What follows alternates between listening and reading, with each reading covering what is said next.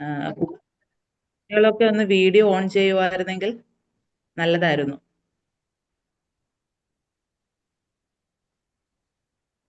നീലക്കുറിഞ്ഞി പരീക്ഷയ്ക്ക് തയ്യാറെടുക്കുന്ന കുട്ടികൾ വീഡിയോ ഓൺ ചെയ്യുവാണെങ്കിൽ ടീച്ചറിനും അതൊരു അല്ല പറയുന്നത് ഞാൻ ആദ്യം വീഡിയോ ഓൺ ചെയ്യണമല്ലോ. ഓക്കെ, അപ്പൊ നമുക്ക് തുടങ്ങാം. നമ്മളുടെ ദിശ 2026 ആദ്യത്തെ ക്ലാസ് നമുക്ക് ഒരു മിനിറ്റ്, സാർ ഒന്ന് വിളിക്കുന്നുണ്ട്, ഞാൻ നോക്കട്ടെ.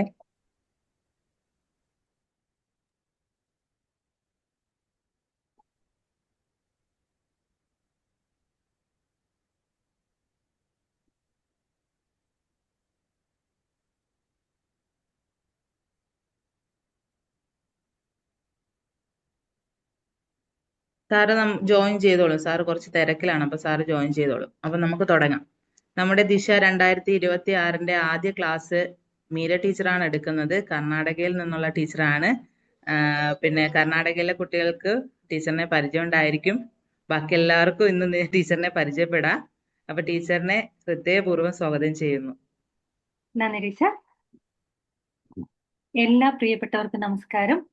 നമ്മുടെ മലയാള മിഷൻ ഭാഷാ അധ്യാപികയായിട്ടുള്ള ആർഷ ടീച്ചർ, അജയ്ല സർ, മറ്റെല്ലാ ചാപ്റ്ററിൽ ആർഷ മാം, അതുപോലെ മറ്റെല്ലാ ചാപ്റ്ററിലെയും പ്രിയപ്പെട്ട അധ്യാപകരെ, രക്ഷിതാക്കളെ, പ്രിയപ്പെട്ട മക്കളെ, എല്ലാവർക്കും നമസ്കാരം. നിങ്ങളെ എനിക്ക് കാണാൻ പറ്റുന്നില്ല. കൃഷ്ണ അനൂപിന മാത്രമാണ് എനിക്ക് കാണാൻ പറ്റുന്നത്. നിങ്ങൾ എല്ലാവരും വീഡിയോ ഓൺ ചെയ്ത് കഴിഞ്ഞാൽ നമുക്ക് വളരെ സന്തോഷമായിരിക്കും. എനിക്കെന്ന് മാത്രമല്ല, നമുക്ക് ഇനി തുടർന്ന് വരുന്ന എല്ലാ അധ്യാപകർക്കും അത് വളരെ സന്തോഷമായിരിക്കും. നിങ്ങളുടെ സന്തോഷമുള്ള ചിരിയോടുകൂടിയുള്ള മുഖം നമുക്കൊരു പ്രചോദനമാണ് ക്ലാസ് എടുക്കാൻ വേണ്ടിയിട്ട്. എന്നെ അറിയുന്നവർ വളരെ കുറവായിരിക്കും. കാരണം ഞാൻ കർണാടക ചാപ്റ്ററിലെ അധ്യാപികയാണ്. കർണാടക ചാപ്റ്ററിലെ കുട്ടികൾക്ക് എന്നെ പരിചയം ഉണ്ടായിരിക്കും. അപ്പൊ നിങ്ങളൊക്കെ നീലക്കുറിഞ്ഞി ഈ മുന്നൊരുക്ക ക്ലാസ്സിൽ റെഡിയായി വന്നവരല്ലേ? ആരെങ്കിലും എന്തെങ്കിലും സംസാരിക്കോ?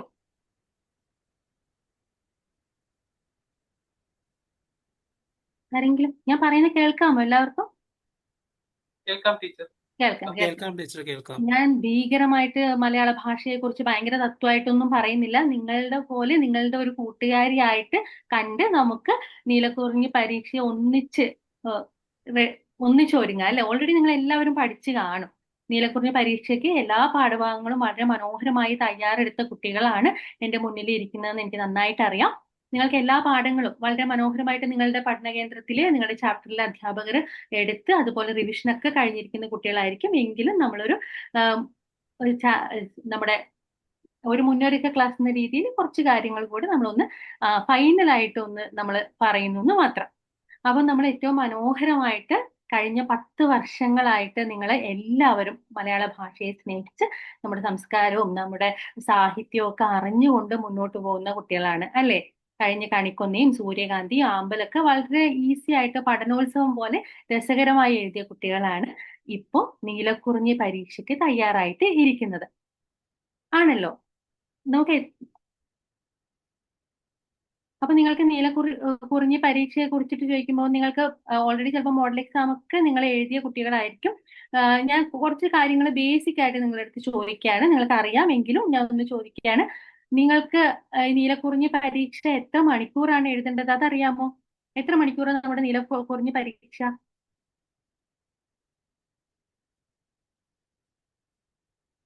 എത്ര മണിക്കൂറാണ് നമ്മുടെ നീലക്കുറിഞ്ഞി പരീക്ഷ എഴുതേണ്ടത്?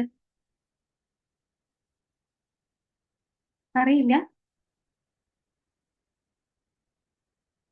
ആരൊന്നും പറയുന്നില്ലല്ലോ. 3 മണിക്കൂറാണോ? 3 മണിക്കൂറാണ്. 3 മണിക്കൂറാണ്. ഞാൻ എന്റെ സ്ക്രീൻ ഷെയർ ചെയ്യുന്നത് നിങ്ങൾക്ക് കാണാൻ പറ്റുന്നുണ്ടോ?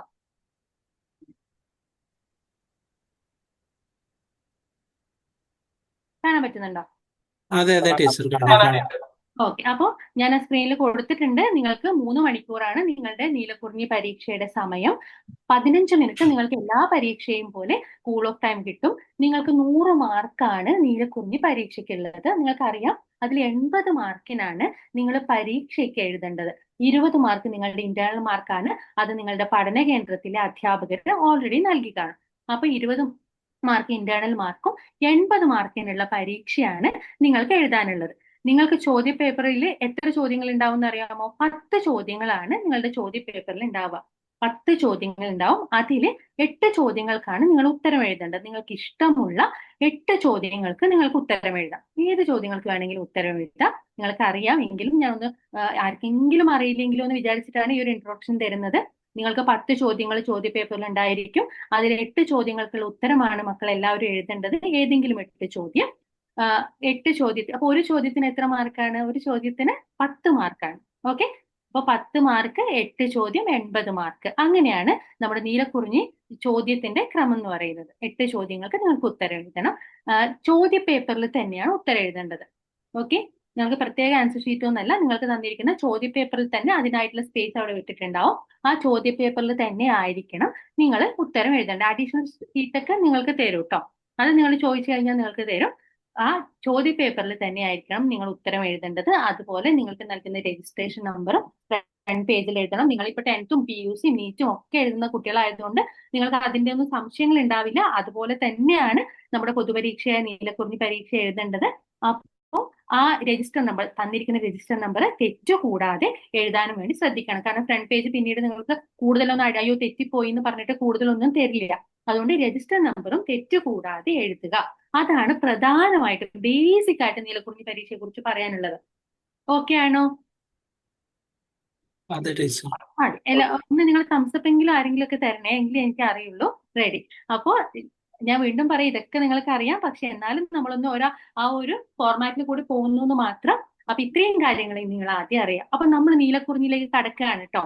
നീലക്കുറിഞ്ഞി പാഠഭാഗത്തിലേക്ക് കടക്കുമ്പോൾ ഏറ്റവും മനോഹരമായ ഭാഷ പഠിച്ച കുട്ടികളാണ് നിങ്ങൾ. നമ്മുടെ നേരത്തെ പറഞ്ഞ പോലെ നിങ്ങളുടെ സംസ്കാരത്തെ അറിഞ്ഞ്, അതുപോലെ നിങ്ങളുടെ സാഹിത്യത്തെ അറിഞ്ഞ്, അങ്ങനെ കഴിഞ്ഞ 10 വർഷങ്ങളായിട്ട് നിങ്ങൾ മനോഹരമായിട്ട് നമ്മുടെ ഭാഷ പഠിക്കുകയാണ്. ഭാഷയുടെ മഹത്വത്തെ അറിഞ്ഞിട്ട് നമ്മൾ മുന്നോട്ട് പോവാണ്. ഭാഷ എന്ന് പറയുന്നത് ഏറ്റവും മനോഹരമായിട്ട് ഓരോ വ്യക്തിയുടെയും ജീവവായുവായിട്ട് മുന്നോട്ട് പോകുന്ന ഈ ഭാഷയുടെ ഈ ഭാഷ, നല്ലൊരു ഭാഷ നമ്മൾ ഉപയോഗിക്കണമെങ്കിൽ എന്ത് ചെയ്യണം? നമ്മൾ കുറെ വസ്തുതകൾ അറിഞ്ഞിരിക്കണം എന്ന് പറയാറുണ്ട്. അങ്ങനെ നമ്മൾ ഈ ഓരോ മനോഹരമായിട്ട് ഏത് ഭാഷയല്ല, നമ്മുടെ മാതൃഭാഷ മാത്രമല്ല, ഏതൊരു ഭാഷ നമ്മൾ മനോഹരമായി ഉപയോഗിക്കണമെങ്കിൽ നമ്മുടെ ഭാഷ വളരെ മനോഹരമായിട്ട്, നമ്മുടെ ആത്മാംശം നമ്മുടെ നിറഞ്ഞ ഈ ഭാഷ സൗന്ദര്യമായി സംസാരിക്കാൻ കഴിയുന്നത് തന്നെ നമുക്ക് ഏറ്റവും വലിയ അനുഗ്രഹമായിട്ടുള്ള ഒരു കാര്യമാണ്. ഇതിനെ നമ്മൾ മനോഹരമായിട്ട് ഉപയോഗിക്കുക, വ്യത്യസ്തമായിട്ടുള്ള ഭാഷാ വ്യവഹാര രൂപത്തിലൂടെ ഉപയോഗിക്കുക എന്നുള്ളത് നമുക്ക് പ്രധാനമായിട്ടുള്ള ഒരു കാര്യമാണ്. അപ്പൊ നിങ്ങൾ കണിക്കൊന്നയിലായാലും സൂര്യകാന്തിയിലായാലും ആമ്പലിലായാലും നീലക്കുറിഞ്ഞിയിലായാലും ഒരുപാട് ഭാഷാ വ്യവഹാര രൂപങ്ങൾ പഠിച്ചിട്ടുണ്ട്.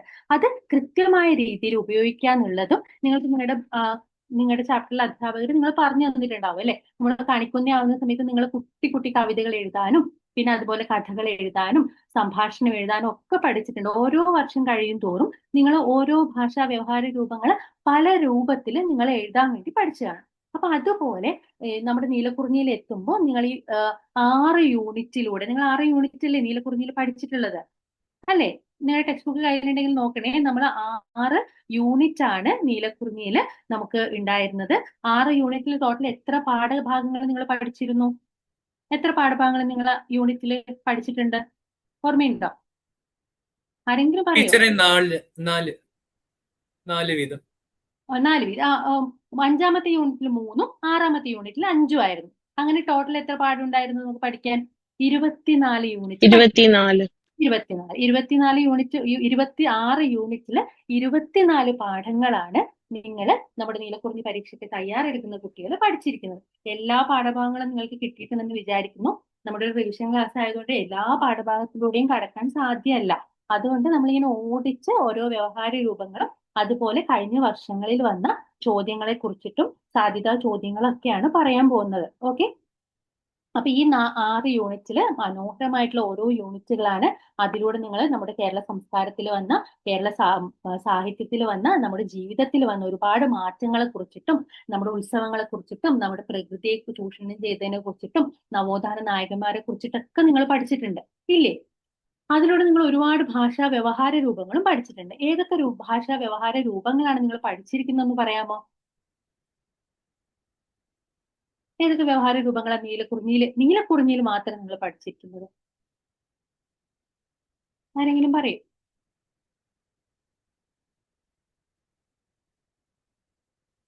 ആരും പറയാനില്ല? ആരെങ്കിലും? സൂരജ് പറയോ? കെ സൂരജ്. നിങ്ങൾ ക്ലാസ്സിൽ എഴുതിയ പ്രവർത്തനങ്ങളൊക്കെ ഓർത്താൽ മതി. ഏതൊക്കെ വ്യവഹാര രൂപങ്ങളാണ് നമ്മൾ നീലക്കുറിഞ്ഞിയിൽ പഠിച്ചിരിക്കുന്നത്? വ്യവഹാര രൂപങ്ങളില് ഇത് നിരൂപണം, അങ്ങനെ നിരൂപണം. ആ, കഥാനിരൂപണം, പിന്നെ കവിതകള്, ആ. പിന്നെ നമ്മൾ എഴുതുന്ന പോലെ ഒരു കഥാപാത്രത്തിന്റെ മൊത്തത്തിന്റെ അത് ഒരു കഥാപാത്ര നിരൂപണം എഴുതിയിട്ടുണ്ട്. കഥാപാത്ര നിരൂപണം. അതുപോലെ തന്നെ ശരിക്കും ഓർമ്മ കിട്ടുന്നില്ല. എനിക്ക് അറിയാം, ഉള്ളവരെ അറിയാം. വേറെ മറ്റാരെങ്കിലും? ഹരി പറയോ? ഹരി ഞാൻ ഹലോ, ആരെങ്കിലും പെട്ടെന്ന് ആർക്ക് വേണം പറയാട്ടോ. എനിക്ക് സ്ക്രീനിൽ പ്രസംഗം, കഥാപാത്ര നിരൂപണം, ഡയറിക്കുറിപ്പ്, ആസ്വാദനക്കുറിപ്പ്, പിന്നെ ലെറ്റർ, കത്ത് പഠിച്ചിട്ടുണ്ട്. കഥാപാത്ര നിരൂപണം എന്നല്ല പറഞ്ഞത്. റിപ്പോർട്ടുകൾ എഴുതാൻ പഠിച്ചു.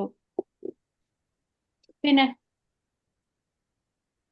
10ഓളം കത്തുകൾ 2 തരത്തിൽ കത്തുകൾ പഠിച്ചിട്ടുണ്ട് നമ്മൾ, അല്ലെ? ഫോർമൽ, ഇൻഫോർമൽ, ഔപചാരികവും അനൗപചാരികമായ കത്തുകൾ പഠിച്ചിട്ടുണ്ട്. കഥാപാത്ര നിരൂപണങ്ങൾ തന്നെ പലതരത്തിൽ പഠിച്ചിട്ടുണ്ട്. നിങ്ങൾ ഓരോ യൂണിറ്റിൽ ഓരോ തരത്തിൽ എഴുതി കാണും. പറഞ്ഞു, പ്രഭാഷണം പറഞ്ഞു, അങ്ങനെ പല രൂപത്തില് നമ്മൾ പല തരത്തില് നമ്മുടെ നീലക്കുറിഞ്ഞിയിൽ ഓരോ യൂണിറ്റിലും ഓരോ വ്യവഹാര രൂപങ്ങൾ നിങ്ങൾ പഠിച്ചു കാണും. അപ്പൊ ഇപ്പൊ ഹരി പറഞ്ഞ മറ്റു മോളുടെ പേര് എനിക്ക് പെട്ടെന്ന് മനസ്സിലായില്ല. ഈ ഞാൻ സ്ക്രീനിൽ കാണിക്കുന്ന ഇത്രയും വ്യവഹാര രൂപങ്ങൾ നിങ്ങൾ നിങ്ങളുടെ ക്ലാസ് മുറികളിൽ ചെയ്ത വ്യവഹാര രൂപമായിരിക്കും. ഈ കാണുന്ന വ്യവഹാര രൂപങ്ങളിൽ ഏതെങ്കിലുമൊക്കെ ആയിരിക്കും നിങ്ങൾക്ക് 8 ചോദ്യങ്ങളായിട്ട് വരിക. ഈ നമ്മൾ പഠിച്ച 24 പാഠങ്ങളുമായി കണക്ട് ചെയ്തിട്ടുള്ള ഈ 24 പാഠം നിങ്ങൾക്ക് എല്ലാവർക്കും അറിയാം. ഒരു പിറന്നാൾ. സ്ക്രീൻ വിസിബിൾ അല്ല. എന്റെ സ്ക്രീൻ കാണുന്നില്ലേ? കാണാലോ ടീച്ചർ. ഇത് ഇപ്പൊ കാണാം. മറ്റേ സ്ക്രീൻ ഷെയർ ആവുന്ന കാണുന്നില്ലായിരുന്നു. ഇപ്പൊ കാണാൻ പറ്റുന്നുണ്ടോ? അപ്പൊ ഇത്രയും വ്യവഹാര രൂപങ്ങളായിരിക്കും നിങ്ങൾ പല രൂപത്തില് 24 പാഠങ്ങളിൽ നിങ്ങൾ അധ്യാപികമാര് പറഞ്ഞു തന്നിട്ടുണ്ടാവുക. നിങ്ങളിപ്പോ 3 വർഷമായിട്ട് പഠിക്കുന്നത് കൊണ്ട് നിങ്ങൾക്ക് പലതും ചിലപ്പോൾ മറന്നുപോയി കാണും. അപ്പൊ നിങ്ങളൊന്ന് റിവൈസ് ചെയ്ത് വെക്കണം. അപ്പൊ ഈ വ്യവഹാര രൂപങ്ങളൊക്കെ എഴുതുന്ന സമയത്ത് ഇതിന് എല്ലാത്തിനും ഒരേ ഘടനയാണോ, ഒരേ ഫോർമാറ്റ് ആണോ? അല്ല, അല്ലേ? ഓരോ വ്യവഹാര രൂപത്തിനും ഓരോ തരത്തിലുള്ള ഫോർമാറ്റ് ആണ്.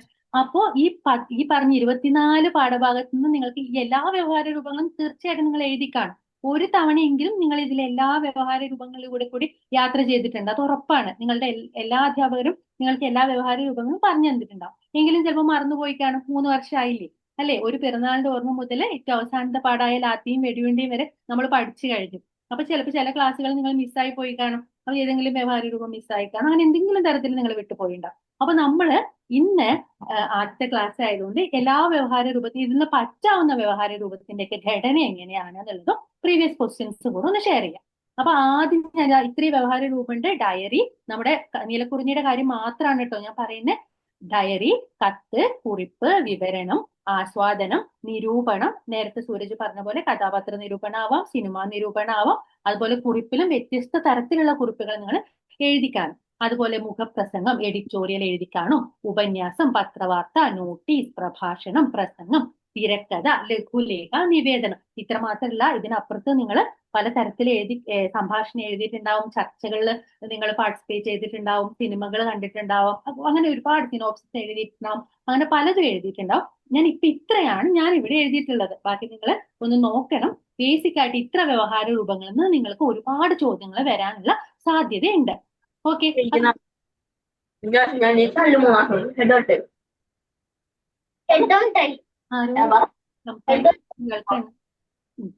അപ്പൊ ഇത്ര വ്യവഹാര രൂപത്തിൽ നിന്നുള്ള ചോദ്യങ്ങളാണ് നമുക്ക് വരാൻ സാധ്യത. അപ്പൊ ഞാൻ ആദ്യത്തെ പെട്ടെന്നുള്ള ആദ്യം പറഞ്ഞു പോവാം. അപ്പൊ നിങ്ങളും എന്റെ കൂടെ കൂടിയിട്ട് പെട്ടെന്ന് പറയണേ.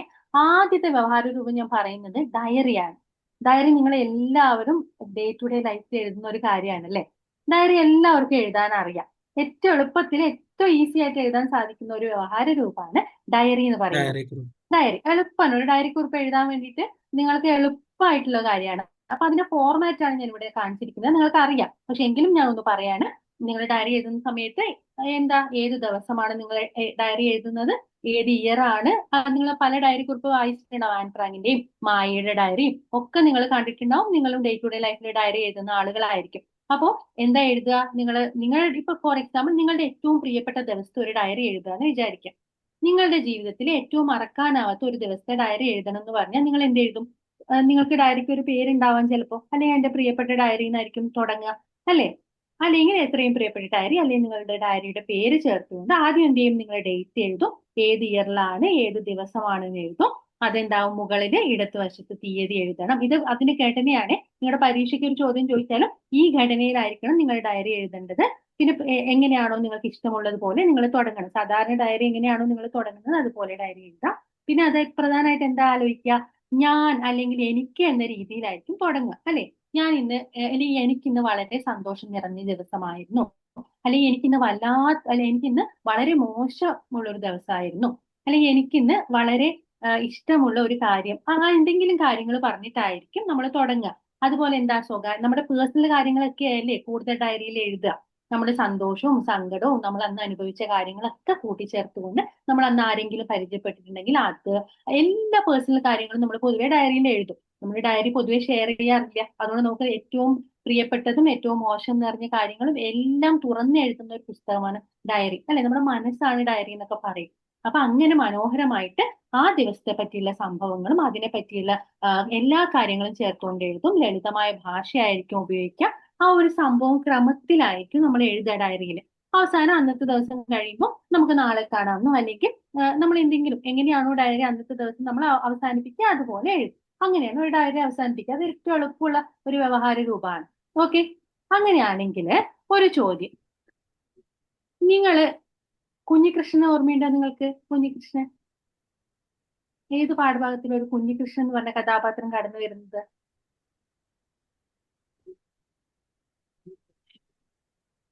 ചോദ്യം ഇതാണ്. നിങ്ങൾ കുഞ്ഞികൃഷ്ണനാണെന്ന് വിചാരിക്കുക. ഓക്കെ, നിങ്ങളുടെ കുഞ്ഞികൃഷ്ണനാണെങ്കിൽ ആ കുഞ്ഞികൃഷ്ണന്റെ ആ ദിവസത്തെ ഡയറിയാണ് എഴുതേണ്ടത്. കഥാനായകൻ കുഞ്ഞികൃഷ്ണൻ പിറന്നാളിന്റെ ഓർമ്മയില് കുഞ്ഞികൃഷ്ണൻ എന്ന് പറയുന്ന കഥാപാത്രം നിങ്ങളാണെങ്കിൽ നിങ്ങളാണെന്ന് സങ്കല്പിച്ചുകൊണ്ട് പിറന്നാൾ ദിവസത്തെ ഡയറി എഴുതുക. ഓക്കെ, അപ്പൊ നിങ്ങൾക്ക് ഏത് പാഠം അറിഞ്ഞിരിക്കണം? അവസ്ഥാന്തരങ്ങൾ എന്ന് പറഞ്ഞ യൂണിറ്റില് പിറന്നാളിന്റെ ഓർമ്മ. ആരാ പിറന്നാളിന്റെ ഓർമ്മ എഴുതിയത്? MT വാസുദേവൻ നായർ. അപ്പൊ MT എഴുതിയ പിറന്നാളിന്റെ ഓർമ്മയിലെ കുഞ്ഞികൃഷ്ണൻ എന്ന് പറഞ്ഞ കഥാപാത്രത്തിന്റെ പിറന്നാൾ, കുഞ്ഞികൃഷ്ണന്റെ പിറന്നാളാണ് ആ കഥയിൽ മുഴുവൻ പറയുന്നത്. അപ്പൊ അന്നത്തെ അദ്ദേഹത്തിന്റെ അനുഭവങ്ങളൊക്കെ കൂട്ടിച്ചേർത്തുകൊണ്ട് ആ ദിവസത്തെ ഡയറി കുറിപ്പ് എഴുതുക. ഇത് മുന്നത്തെ വർഷങ്ങളിൽ വന്ന ചോദ്യമാണ്. അങ്ങനെയാണെങ്കിൽ എന്തൊക്കെ കാര്യങ്ങൾ നിങ്ങൾ എഴുതും? ആരെങ്കിലും 2-3 സെന്റൻസ് എങ്കിലും പറയോ? കുഞ്ഞികൃഷ്ണന്റെ ആ ദിവസത്തെ ഡയറിയിൽ എന്തൊക്കെ കാര്യങ്ങളായിരിക്കും പ്രധാനമായിട്ട് ഉണ്ടായിരിക്കുക? ഞാൻ ഇന്ന് ഓർക്കാൻ ആഗ്രഹിക്കാത്ത ഒരു ദിവസമാണ്. കാരണം എനിക്ക് നല്ല ഓർമ്മയായിട്ടുള്ള ഒരു കാര്യമല്ല അന്ന് എൻ്റെ അച്ഛനും അമ്മയും തമ്മിൽ അത്രയും. ഒന്നാമത് അമ്മ ഒത്തിരി അനുഭവിച്ചായിരുന്നു അന്ന്. MT വാസുദേവൻ നായരുടെ. പിന്നെ എന്ത് അതെഴുതാം. അന്ന് എനിക്ക് ഏറ്റവും വിഷമം ആ ദിവസം, പിറന്നാളിന്റെ ദിവസം, ഇന്ന് എനിക്ക് ഏറ്റവും മോശം സങ്കടം നിറഞ്ഞൊരു ദിവസമായിരുന്നു. ഇന്നത്തെ പിറന്നാൾ എനിക്ക് വളരെ മോശം അനുഭവമായിരുന്നു ഉണ്ടായിരുന്നത്. പിന്നീട് എന്തൊക്കെ പോയിന്റ് എഴുതാം? നേഹ എന്ത് പോയിന്റ് എഴുതും? നേഹ അതിന്റെ കൂടെ ഒരു പോയിന്റ് കൂട്ടിച്ചേർക്കുവോ? ഓർമ്മയുണ്ടോ കുഞ്ഞികൃഷ്ണൻ? ഓർമ്മയുണ്ട്. ചെറുപ്പത്തിൽ നടന്ന കാര്യമാണെങ്കിൽ പോലും മനസ്സിൽ നിന്ന് ഇതുവരെ മാറാത്ത ഒരു ദിവസമാണ് അന്ന് അമ്മ അനുഭവിച്ചത്. നേഹ, നമ്മൾ പറഞ്ഞ ആ ദിവസത്തെ ഡയറി എഴുതണം എന്നാണ്. ഓർമ്മിച്ചതല്ല, അന്നേ ദിവസത്തെ ഡയറി. അന്നത്തെ ദിവസം രാത്രി കുഞ്ഞികൃഷ്ണൻ എഴുതാണ്. അല്ല, സൂരജ് പറഞ്ഞല്ലോ ഇപ്പൊ ആ ദിവസം മോശം ഓർമ്മ സംബന്ധിച്ചുള്ള ദിവസമായിരുന്നു. അപ്പൊ എനിക്ക് ഇന്നത്തെ ദിവസം വളരെ മോശമായിരുന്നു തുടങ്ങി. എന്നിട്ട് പിന്നെ ഓർമ്മിച്ചെഴുതല്ല, അന്ന് രാത്രി തന്നെ എഴുതാണ്. ഭാര്യ പറഞ്ഞത് കൊണ്ട് കത്തിൽ എഴുതിയിട്ടുണ്ടായിരുന്നതുകൊണ്ട് ഇന്ന് രാവിലെ ഞാൻ അമ്പലത്തിൽ പോയി. അത് കഥയിൽ പറയല്ലേ? അപ്പൊ നമ്മൾ അന്ന് ഭാര്യ ഇല്ല. എഴുതുന്നത് കുറെ കാലത്തിന് ശേഷം ഇതൊരു ഡയറി പോലെ എഴുതാണ്. നാളെ എന്റെ പിറന്നാള് ആണെന്ന് പറഞ്ഞിട്ട് അദ്ദേഹം ഓർക്കുന്നതാണിത്. ഒരു ഓർമ്മക്കുറിപ്പ് പോലെയാണ് അത് എഴുതിയിരിക്കുന്നത്. നമ്മൾ അന്നേ ദിവസത്തെ കാര്യം എഴുതുമ്പോൾ അന്ന് കുഞ്ഞികൃഷ്ണൻ കുഞ്ഞാണ്. അപ്പൊ അന്ന് അദ്ദേഹം അനുഭവിച്ച കാര്യങ്ങളൊക്കെ അദ്ദേഹം ഓർത്തെടുക്കുകയാണ്. നമ്മളപ്പോ അന്ന് അനുഭവിച്ചാണ്. അന്ന് നേഹ കുഞ്ഞികൃഷ്ണൻ ആ ദിവസം നേഹയാണ്. അപ്പൊ നേഹ അന്നത്തെ ദിവസം അനുഭവിച്ച എല്ലാ വേദനകളും ഉണ്ടാവില്ലേ? അന്ന് അമ്മ ഒരുപാട് വിഷമിച്ചു ഇല്ലേ? ഞാൻ കാരണം അമ്മ ഒരുപാട് വിഷമിച്ചു. അമ്മാവന്റെ ഇന്ന് വഴക്ക് കിട്ടി. ഇന്ന് എന്റെ പിറന്നാളായിട്ട് പോലും പായസം വെക്കാൻ ഒരു തരി ഇത് കിട്ടിയില്ല. അങ്ങനെ ആ വിഷമം നിറഞ്ഞ കാര്യങ്ങളൊക്കെ ഇല്ലേ? ആ പിന്നെ കാര്യങ്ങളൊക്കെ. ഞാൻ കുറച്ച് കൂട്ടിച്ചേർക്കാം. ഉം. എന്റെ ഞാനീ അമ്മാവന്റെ മോനാണെങ്കിൽ എന്നും പായസമൊക്കെ കിട്ടുമായിരുന്നു. ആ, പക്ഷെ എനിക്ക് മാത്രം ഇതിന്റെ വിധിയില്ല. എന്ത് മോശമായി പോയി. കാരണം ഞാൻ കാരണം എന്റെ അമ്മയ്ക്ക് ആ അനുഭവം ഉണ്ടായി എന്നുള്ള ഒരു കാരണമുണ്ട്. അതൊക്കെ ചേർത്ത്. എന്നോട് അമ്മ വഴക്ക് പറഞ്ഞിട്ടും ഞാൻ അത് അനുസരിച്ചില്ല. അത് കാരണമായിരിക്കാം, എന്നോടുള്ള അലിവ് കാരണമായിരിക്കാം എന്റെ അമ്മ അന്ന് പോയി പറഞ്ഞത് ഇന്ന് പോയി പറഞ്ഞത്. ഓക്കെ, അതാണ് പറഞ്ഞത്. നമ്മൾ എഴുതുന്ന സമയത്ത് ഡയറി എഴുതുമ്പോ എല്ലാം ഇന്ന് ഇന്ന് എഴുതാം. ഇപ്പൊ നമ്മൾ 2 ദിവസം കഴിഞ്ഞിട്ട് ഡയറി എഴുതാം അല്ലേ? പിറന്നാളിന്റെ ഓർമ്മ. അപ്പൊ അത് എഴുതുന്ന സമയത്ത് ആ ഉപയോഗിക്കുന്ന പദങ്ങളും വാക്കുകളൊക്കെ ശ്രദ്ധിച്ചിട്ട് വേണം ആ ഡയറി എഴുതാൻ വേണ്ടി. അപ്പൊ ഈ ഒരു ഡയറി നിങ്ങൾ ഓൾറെഡി എഴുതിയ കുട്ടികൾക്ക് കുഴപ്പമില്ല. എഴുതാത്തവരുണ്ടെങ്കിൽ ആ കഥ നന്നായിട്ട് നോക്കിയിട്ട് ഇന്ന് ഞാൻ കാരണം ഇന്ന് അമ്മയ്ക്ക് അടി കിട്ടി, അതുകൊണ്ട് എനിക്ക് അമ്മാവനോട് ഇന്ന് പക തോന്നി എന്നൊക്കെ പറഞ്ഞിട്ട് എന്തൊക്കെ കാര്യങ്ങൾ ഉണ്ടായിരുന്നു, പിന്നെ ഗോപിക്കും മുത്തശ്ശിക്കും ഞാൻ മുണ്ടും കുപ്പായം വാങ്ങിക്കൊടുക്കും എന്നൊക്കെ പറഞ്ഞ് അവൻ ഓർത്ത കാര്യങ്ങളൊക്കെ പിന്നെ എഴുതി ചേർത്തുകൊണ്ടായിരിക്കണം ആ ഡയറി നിങ്ങൾ കംപ്ലീറ്റ് ചെയ്യേണ്ടത്. ഡയറി ഈസിയാണ്. അപ്പൊ ഒരുപാട് അത് പറയുന്നില്ല. അടുത്തതിലേക്ക് പോയിക്കോട്ടെ. അടുത്തതും വളരെ എളുപ്പമുള്ള കാര്യമാണ്. അടുത്ത വ്യവഹാര രൂപം എന്ന് പറയുന്നത് കത്താണ്. കത്തും നിങ്ങൾക്ക് സ്ഥിരമായി വരുന്ന ഒരു ചോദ്യമാണ്. കത്തിന്റെ ഫോർമാറ്റ് നിങ്ങൾക്ക് എളുപ്പത്തിൽ അറിയാം. ഫോർമൽ ലെറ്ററും ഇൻഫോർമൽ ലെറ്ററും നിങ്ങൾക്ക് എല്ലാം അറിയുന്ന കാര്യമാണ്. അപ്പൊ അതില് നിങ്ങൾക്ക് കഴിഞ്ഞ വർഷങ്ങളിൽ വന്ന ചോദ്യമുണ്ട്. ഏറ്റവും എളുപ്പത്തിൽ നിങ്ങൾക്ക് എഴുതാൻ സാധിക്കുന്ന ഒരു ഫോർമൽ ലെറ്ററും ഇൻഫോർമൽ ലെറ്ററും തമ്മിൽ വ്യത്യാസം എന്താ? ഫോർമൽ ആകുമ്പോൾ എന്താ, നമ്മൾ ഏതെങ്കിലും ഓഫീസുകൾക്കോ എന്തെങ്കിലും കംപ്ലൈന്റ് ആയിട്ടോ ലീവ് അപ്ലിക്കേഷൻ ഒക്കെ കൊടുക്കുമ്പോഴാണ് നമ്മൾ പത്രങ്ങളൊക്കെ എഴുതുന്നതൊക്കെയാണ് ഫോർമൽ ലെറ്ററിന്റെ കാറ്റഗറിയിൽ വരുന്നത്. ഔപചാരികമായിട്ട് നമ്മൾ എഴുതുന്ന കത്താണിത്. അപ്പൊ കത്തിന്റെ ഫോർമാറ്റ് എങ്ങനെയായിരിക്കും? കത്തയക്കുന്ന ആളുടെ പേരും എഴുതും. അപ്പൊ ആ ഫ്രമിന്റെ മലയാളം എന്താ? എപ്പോഴും എല്ലാവരും എഴുതുമ്പോൾ തെറ്റിക്കുന്ന ഒരു കാര്യമാണ് അല്ലേ? അതിങ്ങനെ എപ്പോഴും എഴുതുമ്പോ എല്ലാവരും ചിലപ്പോ തെറ്റിക്കുന്ന കാര്യമാണ്. വിലാസാണോ? പേരും വിലാസം നമ്മൾ എഴുതുമല്ലോ. അപ്പൊ ഫ്രം എന്നുള്ളതിന്റെ മലയാളം എന്താ? പ്രേക്ഷകൻ. അപ്പൊ അത് ക്ഷ ആണോ ഷ ആണോ? ക്ഷ അല്ല. ക്ഷ എന്ന് എഴുതരുത്, ഷ എന്നാണ്. ഞാൻ ഇവിടെ സ്ക്രീനിൽ കാണിച്ചിട്ടുണ്ട്. പ്രേക്ഷകൻ അല്ലെങ്കിൽ ക്ഷ എഴുതരുത്, ഷ എന്നാണ്. നിങ്ങൾ പ്രേക്ഷകൻ എന്ന് പറഞ്ഞിട്ട് ആരാണോ നിങ്ങളുടെ അഡ്രസ്സ്, നിങ്ങളുടെ അഡ്രസ്സ് എഴുതുക. പിന്നെ കിട്ടേണ്ട ആള് ആരാ? മലയാളത്തിൽ എന്ത് പറയും? സ്വീകർത്താവ് എന്ന് പറയും. സ്വീകർത്താവ് എന്ന് പറഞ്ഞിട്ട് നിങ്ങൾ എന്ത് ചെയ്യും? എന്താണ് വിഷയം, തന്നിരിക്കുന്ന വിഷയം എന്താണോ അത് വിഷയം എന്ന് പറഞ്ഞിട്ട് ഒറ്റ വരിയിൽ വിഷയം അവിടെ മെൻഷൻ ചെയ്യണം, അവിടെ സൂചിപ്പിക്കണം. ഒറ്റ വരിയിൽ അത് എഴുതുക. അത് കഴിഞ്ഞിട്ടാണ് നമ്മൾ ആർക്കാണോ കത്തയക്കുന്നത് അപ്പൊ നമ്മൾ അതിന് റെസ്പെക്ട് ആയിട്ട് നമ്മൾ എഴുതും. നമ്മളെ ഫ്രണ്ടിനൊന്നല്ല കത്ത് എഴുതുന്നത്, ഏറ്റവും പ്രിയപ്പെട്ടാന്നല്ല എഴുതുക. ബഹുമാനപ്പെട്ട നമ്മൾ സാർ അല്ലെങ്കിൽ മാഡം എന്താണോ നിങ്ങൾക്ക് ആർക്കാണോ അയക്കേണ്ടത് അത് എഴുതുക. എന്നിട്ടാണ് നമ്മൾ അതിന്റെ കോണ്ടന്റ് എഴുതുക. ബോഡി ഓഫ് ദ ലെറ്റർ ആദ്യം നമ്മൾ പരിചയപ്പെടുത്തും. നമ്മൾ ഈ കത്ത് എന്തിനാണ് എഴുതുന്നത് എഴുതും. എന്നിട്ട് നമുക്ക് തന്നിരിക്കുന്ന വിഷയം എന്താണോ അതിന്റെ വിശദാംശങ്ങൾ കുറിക്കണം. എന്നിട്ട് ഈ കാര്യങ്ങൾ എത്രയും പെട്ടെന്ന് സാധിപ്പിച്ചു തരണം, അല്ലെങ്കിൽ എത്രയും പെട്ടെന്ന് ഇതിനൊരു പരിഹാരം കണ്ടെത്തണമെന്ന് അഭ്യർത്ഥിച്ചുകൊണ്ട് താഴെ ഏറ്റവും കത്തിന്റെ ലെഫ്റ്റ് സൈഡിൽ താഴെ എന്ത് ചെയ്യും? വിശ്വസ്തയോടെ ഒപ്പ്, നിങ്ങളുടെ പേരും ഒപ്പും ചേർത്തിട്ടായിരിക്കും. നിങ്ങൾക്ക് അറിയാം ഇത്, കാരണം നമ്മൾ കണിക്കൊന്ന മുതൽ എഴുതുന്നതാണ്. ജസ്റ്റ് ഫോർമാറ്റ് ഒന്ന് ഓർക്കാൻ പറഞ്ഞു എന്നേ ഉള്ളൂ. അത് കഴിഞ്ഞിട്ട് നമ്മൾ ഇൻഫോർമൽ ലെറ്റർ എഴുതും. ഏറ്റവും എളുപ്പത്തിൽ നിങ്ങൾക്ക് എഴുതാൻ സാധിക്കുന്നതാണ് ഇൻഫോർമൽ ലെറ്റർ. നമ്മളെ സുഹൃത്തുക്കൾക്കോ നമ്മുടെ ഫ്രണ്ടിനോ മുത്തശ്ശിക്കോ നമ്മുടെ ടീച്ചർക്ക് വരെ നമ്മൾ സ്നേഹത്തോടെ നമ്മൾ എഴുതാറുണ്ട് അല്ലെ? പല സന്ദർഭത്തിൽ നമ്മൾ ക്ഷണിച്ചുകൊണ്ടോ അല്ലെങ്കിൽ നമ്മുടെ ഓർമ്മകൾ ഷെയർ ചെയ്തുകൊണ്ടോ ഒക്കെ നമ്മൾ ഇൻഫോർമൽ ലെറ്റർ എഴുതും. അതേപോലെ നമ്മൾ എഴുതും. അപ്പൊ അവിടെ വ്യത്യാസം എന്താണ്? നമ്മൾ അഭിസംബോധന ചെയ്യുന്ന സമയത്ത് നമ്മൾ എഴുതേണ്ടത് എന്താ? എന്റെ ഏറ്റവും പ്രിയപ്പെട്ട പേര്, പ്രിയപ്പെട്ട നേഹ, പ്രിയപ്പെട്ട സൗമ്യ, അല്ലെങ്കിൽ എന്റെ ഏറ്റവും പ്രിയപ്പെട്ട, അങ്ങനെ നമ്മൾ നമുക്ക് സ്നേഹം കൂടുമ്പോൾ നമ്മൾ ആ ഉപയോഗിക്കുന്ന പദങ്ങളും നന്നായിട്ട് എഴുതും അല്ലെ? അല്ലെങ്കിൽ എന്റെ, അല്ലെങ്കിൽ സ്നേഹം നിറഞ്ഞ ഏറ്റവും പ്രിയപ്പെട്ട പിന്നെ നേഹയ്ക്ക് എന്ന് പറഞ്ഞിട്ട് നമ്മൾ എന്തിനാണോ ആ കാര്യം എഴുതുന്നത് അങ്ങനെ എഴുതുന്ന കാര്യം വ്യക്തമായി നമ്മുടെ വിശേഷങ്ങളൊക്കെ പറഞ്ഞിട്ട് ഏറ്റവും താഴെ ഇതുപോലെ എന്ത് ചെയ്തു, സ്നേഹത്തോടെ അല്ലെങ്കിൽ നിന്റെ പ്രിയപ്പെട്ട അല്ലെങ്കിൽ നിന്റെ സ്വന്തം ആരാണോ എഴുതുന്നത് അവരുടെ പേര് എഴുതിയിട്ട് അവസാനിപ്പിക്കാം. ഓക്കെ, ഏറ്റവും സിമ്പിൾ ആണ്. കഴിഞ്ഞ 2 വർഷം റിപ്പീറ്റ് ആയിട്ട് വന്ന ചോദ്യമാണ് ഇൻഫോർമൽ ലെറ്റർ. 2 വർഷങ്ങളിലും ഇൻഫോർമൽ ലെറ്റർ എഴുതാനാണ് വന്നത്.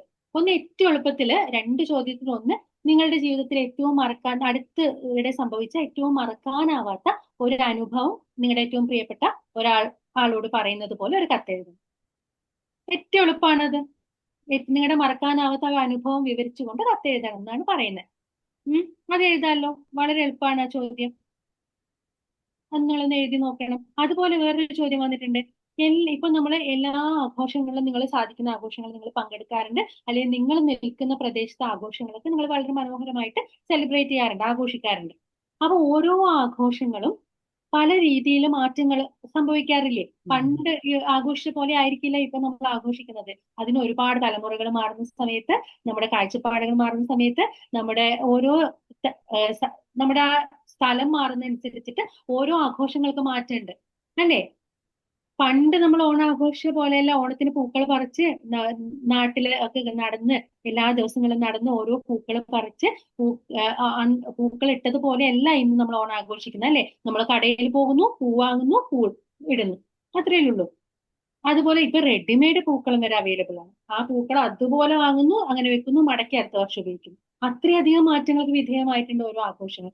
അങ്ങനെ നിരന്തരം മാറ്റങ്ങൾക്ക് വിധേയമാകുന്ന നമ്മുടെ നാട്ടിലെ ഓണാഘോഷങ്ങളിൽ വന്ന മാറ്റങ്ങളെ കുറിച്ചിട്ട് പുറത്ത് നിങ്ങളുടെ ഏറ്റവും അടുത്തൊരു സുഹൃത്ത് വിദേശത്തുണ്ടെന്ന് വിചാരിക്കുക.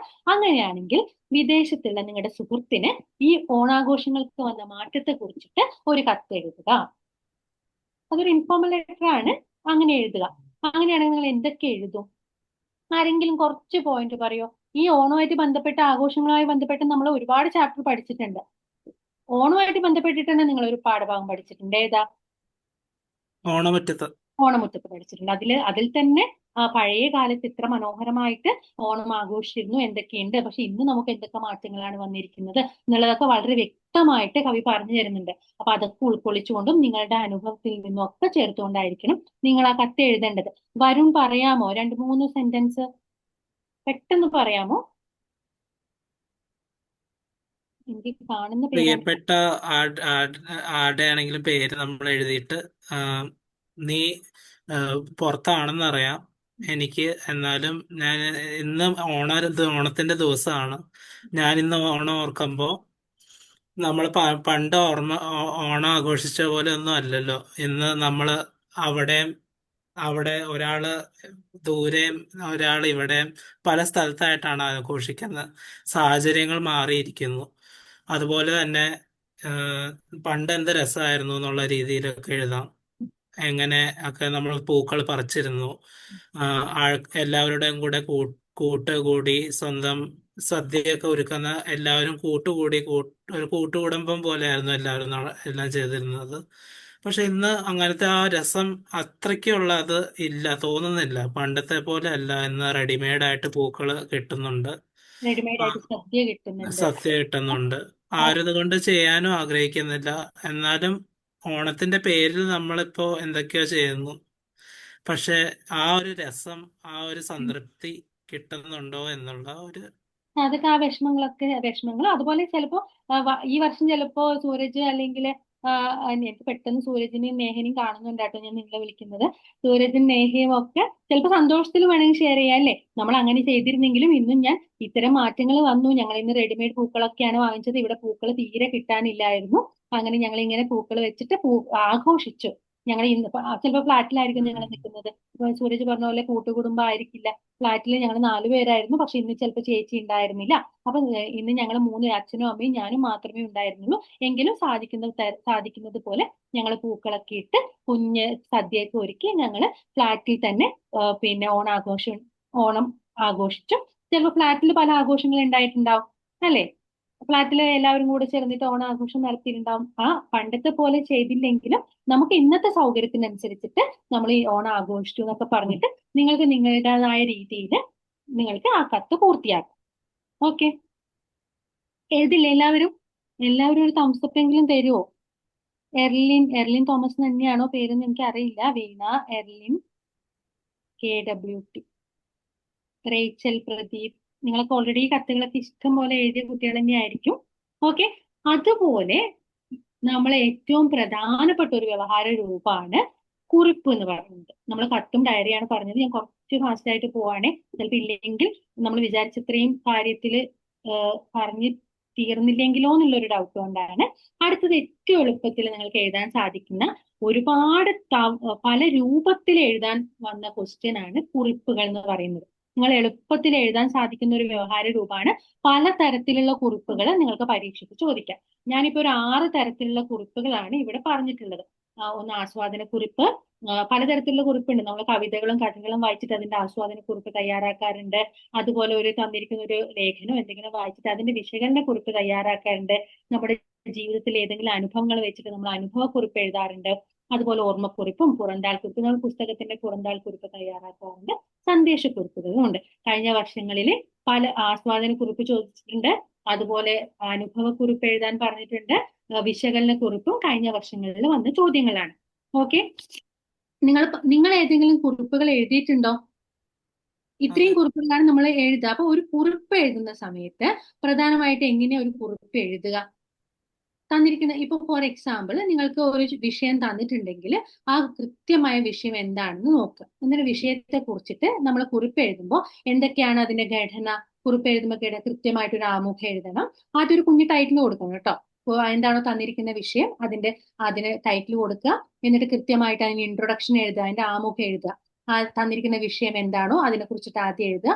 അതിന്റെ ജനറൽ ആയിട്ട് സാമൂഹികമായിട്ടുള്ള എന്തെങ്കിലും ഇഷ്യൂ ആണെങ്കിൽ അതിന്റെ പ്രാധാന്യം എന്താണെന്ന് കൂടെ എഴുതിയിട്ട് അതിന്റെ പ്രാധാന്യം എഴുതി കൊടുക്കുക. അല്ലെങ്കിൽ ഇപ്പൊ ഫോർ എക്സാമ്പിൾ തുള്ളൽ പ്രസ്ഥാനത്തെ കുറിച്ചിട്ട് ഒരു കുറിപ്പ് എഴുതുക, ആട്ടക്കഥ പ്രസ്ഥാനത്തിനെ കുറിച്ചിട്ട് ഒരു കുറിപ്പ് എഴുതുക, തെയ്യത്തിനെ കുറിച്ച് ഒരു കുറിപ്പ് എഴുതുക എന്ന് പറയുമ്പോൾ ജസ്റ്റ് ഒരു ഇൻട്രൊഡക്ഷൻ കൊടുക്കുക. പിന്നീട് നിങ്ങൾക്ക് അറിയാവുന്ന എല്ലാ വിവരങ്ങളും അതിന്റെ അടുത്ത പ്രധാനപ്പെട്ട ഭാഗമായിട്ട് എഴുതുക, അടുത്ത പാരഗ്രാഫിൽ എഴുതുക. നിങ്ങൾക്കറിയാവുന്ന ഉദാഹരണങ്ങള്, അതിനെ കുറിച്ചിട്ടുള്ള വിശദീകരണങ്ങള്, അതിലെ എന്തൊക്കെയാണോ നിങ്ങൾക്ക് അറിയാൻ സാധിക്കുന്നത് അതൊക്കെ എഴുതിയിട്ട് അടുത്ത പാരഗ്രാഫ് ഇതൊക്കെ കൺക്ലൂഡ് ചെയ്ത് മൂന്നാമത് നിങ്ങൾ സംഗ്രഹിച്ചിട്ട് ഒരു കൺക്ലൂഷൻ എഴുതുക. ഇതാണ് ഒരു കുറിപ്പ് എഴുതുമ്പോൾ പ്രധാനമായിട്ട് ശ്രദ്ധിക്കേണ്ട കാര്യം. ഓക്കെ, ഈ 3 ഭാഗമാണ് നിങ്ങൾ കുറിപ്പിന്റെ ഘടന. നിങ്ങൾ എല്ലാത്തിനെയും ഘടന നന്നായിട്ട് ഓർത്താൽ തന്നെ നിങ്ങൾക്ക് അതിന്റെ ഒരു ഹാഫ് മാർക്ക് കിട്ടി. കാരണം കുറിപ്പ് എഴുതുമ്പോൾ സ്ട്രക്ചർ കൃത്യമാണോ, കത്ത് എഴുതുമ്പോൾ ഇങ്ങനെ തന്നെയാണോ, ഡയറി ഇങ്ങനെ തന്നെയാണോ, അതിന്റെ ഘടന കൃത്യമായാൽ തന്നെ നിങ്ങൾക്ക് പകുതി മാർക്ക് അവിടെ കിട്ടും. അധ്യാപകർ ആ കുട്ടിക്ക് ഘടന നന്നായിട്ട് എഴുതാൻ അറിയാം. പിന്നെ അതിൻ്റെ അകത്ത് നിങ്ങൾക്ക് അറിയാവുന്ന അത്രയും ഇൻഫോർമേഷൻ, നിങ്ങൾക്ക് അറിയാവുന്നത്ര വിവരങ്ങൾ കൂട്ടിച്ചേർത്താൽ തന്നെ നിങ്ങൾക്ക് മുഴുവൻ മാർക്കും നേടാൻ സാധിക്കും. അപ്പൊ ഒരു കുറിപ്പാണ് നിങ്ങൾക്ക് തന്നു എന്ന് വിചാരിക്കുക. ഏറ്റവും എളുപ്പം കഴിഞ്ഞ വർഷം ചോദിച്ച ചോദ്യമാണ് തുള്ളൽ പ്രസ്ഥാനത്തെ കുറിച്ചിട്ട് ഒരു കുറിപ്പ് എഴുതുക എന്നാണ് കഴിഞ്ഞ വർഷം വന്ന ചോദ്യം. കഴിഞ്ഞ വർഷങ്ങളിൽ വന്ന ചോദ്യം തുള്ളൽ പ്രസ്ഥാനത്തെ കുറിച്ചിട്ട് കുറിപ്പ് എഴുതുക എന്നാണ്. അപ്പൊ എങ്ങനെയാ നിങ്ങൾ തുള്ളൽ പ്രസ്ഥാനം, നിങ്ങൾ ഓൾറെഡി തുള്ളൽ പ്രസ്ഥാനത്തെ കുറിച്ച് പഠിച്ചിട്ടുണ്ട്. നിങ്ങൾക്ക് പഠിക്കുന്ന നിങ്ങൾ 24 പാഠങ്ങൾ നന്നായിട്ട് പഠിച്ചിട്ടുണ്ടെങ്കിൽ അതിൽ നിന്നും അങ്ങോട്ടും ഇങ്ങോട്ടും മാറ്റിയിട്ടേ വരുള്ളൂ. ആ പാഠഭാഗവുമായി ബന്ധപ്പെട്ട് ഏതെങ്കിലും ഒരു വ്യവഹാര രൂപം, അങ്ങനെ ചോദ്യങ്ങൾ വരുള്ളൂ. അപ്പൊ എല്ലാ പാഠവും നന്നായിട്ട് അറിയെങ്കിൽ നിങ്ങൾക്ക് തീർച്ചയായിട്ടും മുഴുവൻ സ്കോർ ചെയ്യാൻ വേണ്ടി സാധിക്കും. അപ്പൊ തുള്ളൽ പ്രസ്ഥാനത്തെ കുറിച്ച് ഒരു കുറിപ്പ് എഴുതുക എന്നുള്ളത് ഓൾറെഡി കഴിഞ്ഞ വർഷം വന്നതാണ്. അത് തന്നെ വരണം എന്നില്ല, പക്ഷെ അതുപോലെ മറ്റെന്തെങ്കിലും ഒരു കുറിപ്പ് വരാം. തുള്ളൽ പ്രസ്ഥാനമാണ് നമ്മൾ എന്തെഴുതും? എന്താണ് തുള്ളൽ? തുള്ളൽ പ്രസ്ഥാനത്തിന്റെ ആരാ തുള്ളൽ പ്രസ്ഥാനത്തിന്റെ ഉപജ്ഞാതാവ്? ഓൾറെഡി ഞാൻ തന്നിട്ടുണ്ട്, കുഞ്ചൻ നമ്പ്യാരാണ്. ഞാൻ ഓൾറെഡി മഹാകവി കുഞ്ചൻ നമ്പ്യാർ. മഹാകവി കുഞ്ചൻ നമ്പ്യാരാണ്. അപ്പൊ ഞാൻ അടുത്ത പോയിന്റ് ഞാൻ ഇവിടെ ഇട്ടിട്ടുണ്ട്, ചാക്യാർ കൂത്ത്. എന്തുകൊണ്ടാണ് ഞാൻ ചാക്യാർ കൂത്ത് എന്ന് ഇട്ടിട്ടുണ്ടാവുക? ചാക്യാർകൂത്തിൽ നിന്നാണ് അത് ഉത്ഭവിച്ചത്. ആ ചാക്യാർ കൂത്ത് നടക്കുന്ന സമയത്ത് അദ്ദേഹം ഉറങ്ങാ കഥ നിങ്ങൾ കേട്ടിട്ടുണ്ട്. അതെ, ആ കഥയുണ്ട്. അപ്പൊ അത് ഞാൻ നിങ്ങൾക്ക് എഴുതാൻ സാധിക്കുമെങ്കിൽ അത് എഴുതുക. എന്താ ഉറക്കം വരും. അപ്പൊ അദ്ദേഹത്തിനെ കളിയാക്കി വിടുകയും അതിനുശേഷമാണ് കുഞ്ചൻ നമ്പ്യാർ തുള്ളൽ പ്രസ്ഥാനം തുള്ളൽ ഉണ്ടാക്കിയതെന്ന് പറയുന്നു. പിന്നെ തുള്ളലിന്റെ പ്രധാനമായിട്ട് അദ്ദേഹം എന്താണ് സാമൂഹിക വിമർശനത്തിൽ ഊന്നി നിൽക്കുന്ന കാര്യങ്ങളാണ് അദ്ദേഹം തുള്ളലിലൂടെ പറഞ്ഞത്. ഒറ്റയ്ക്കാണ് അദ്ദേഹം, ഏകാഭിനയമാണ് തുള്ളലിലൂടെ കാഴ്ചവെക്കുന്നത്. പ്രധാനമായിട്ട് എത്ര തുള്ളലുകൾ ഉണ്ടെന്ന് പറയും. ഓട്ടം തുള്ളലും പറയൻ തുള്ളലും ശീതങ്കം തുള്ളലിനെ കുറിച്ചിട്ടും പറയാം. നമുക്ക് പഠിക്കാനുണ്ടായ ഗണപതി പ്രാർത്ഥന ഏത് തുള്ളലാണ്? ഏത് തുള്ളലായിരുന്നു? ഓർമ്മയുണ്ടോ? നമുക്ക് പഠിക്കാനുണ്ടായിരുന്നത് ഗണപതി പ്രാർത്ഥനയായിരുന്നു. ഏത് തുള്ളലാണെന്ന് നിങ്ങൾക്ക് ഓർമ്മയുണ്ടോ? നമുക്ക് ഒരുപാട് ചോദിച്ച് നിങ്ങൾ ഉത്തരം പറയാത്തതുകൊണ്ട് ഞാൻ തന്നെ പറയേണ്ടി വരും. ശീതങ്കം തുള്ളലായിരുന്നു കേട്ടോ. ചെയ്തതാണോ? ശീതങ്കം തുള്ളൽ. അപ്പോൾ ശീതങ്കം തുള്ളലായിരുന്നു. അപ്പൊ നിങ്ങൾക്ക് ഏതെങ്കിലും കല്യാണ സൗഗന്ധികവും അതുപോലെ നമുക്ക് പഠിക്കാനായിട്ട് ഏതെങ്കിലും 2-3 തുള്ളലിന്റെ പേരുകൾ ഓർത്ത് വെക്കാം. എന്നിട്ട് ഏതെങ്കിലും വരികൾ അറിയുമെങ്കിൽ നിങ്ങൾക്ക് ഉദാഹരണമായിട്ട് എന്തെങ്കിലും വരികൾ എഴുതാം. കുഞ്ചൻ നമ്പ്യാരുടെ ഏതെങ്കിലും മണിപ്രവാളത്തിലെ വരികളോ കുഞ്ചൻ നമ്പ്യാരുടെ ഏതെങ്കിലും തുള്ളലിലെ സഭാപ്രവേശം ഏതെങ്കിലും വരികൾ നിങ്ങൾക്ക് കാണാപ്പാഠം നിങ്ങൾ പഠിച്ചിരുന്നാൽ നല്ലതാണ്. നിങ്ങൾക്ക് അത് ഇതുപോലെ കുറിപ്പുകളൊക്കെ എഴുതുന്ന സമയത്ത് കൂട്ടിച്ചേർക്കാം.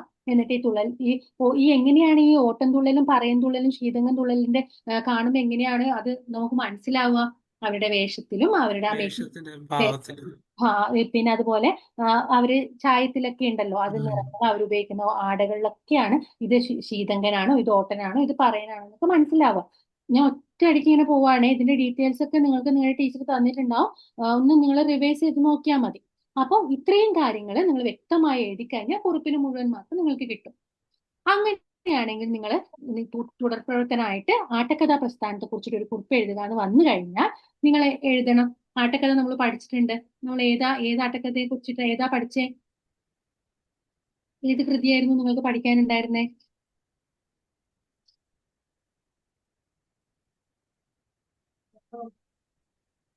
പോരട്ടെ, ആരെങ്കിലും പറയും. നന്ദന, വൈഷ്ണവി. ആട്ടക്കഥ ആരുടെയാ? ആട്ടക്കഥ ഏതിന്റെ സാഹിത്യ രൂപമാണ്?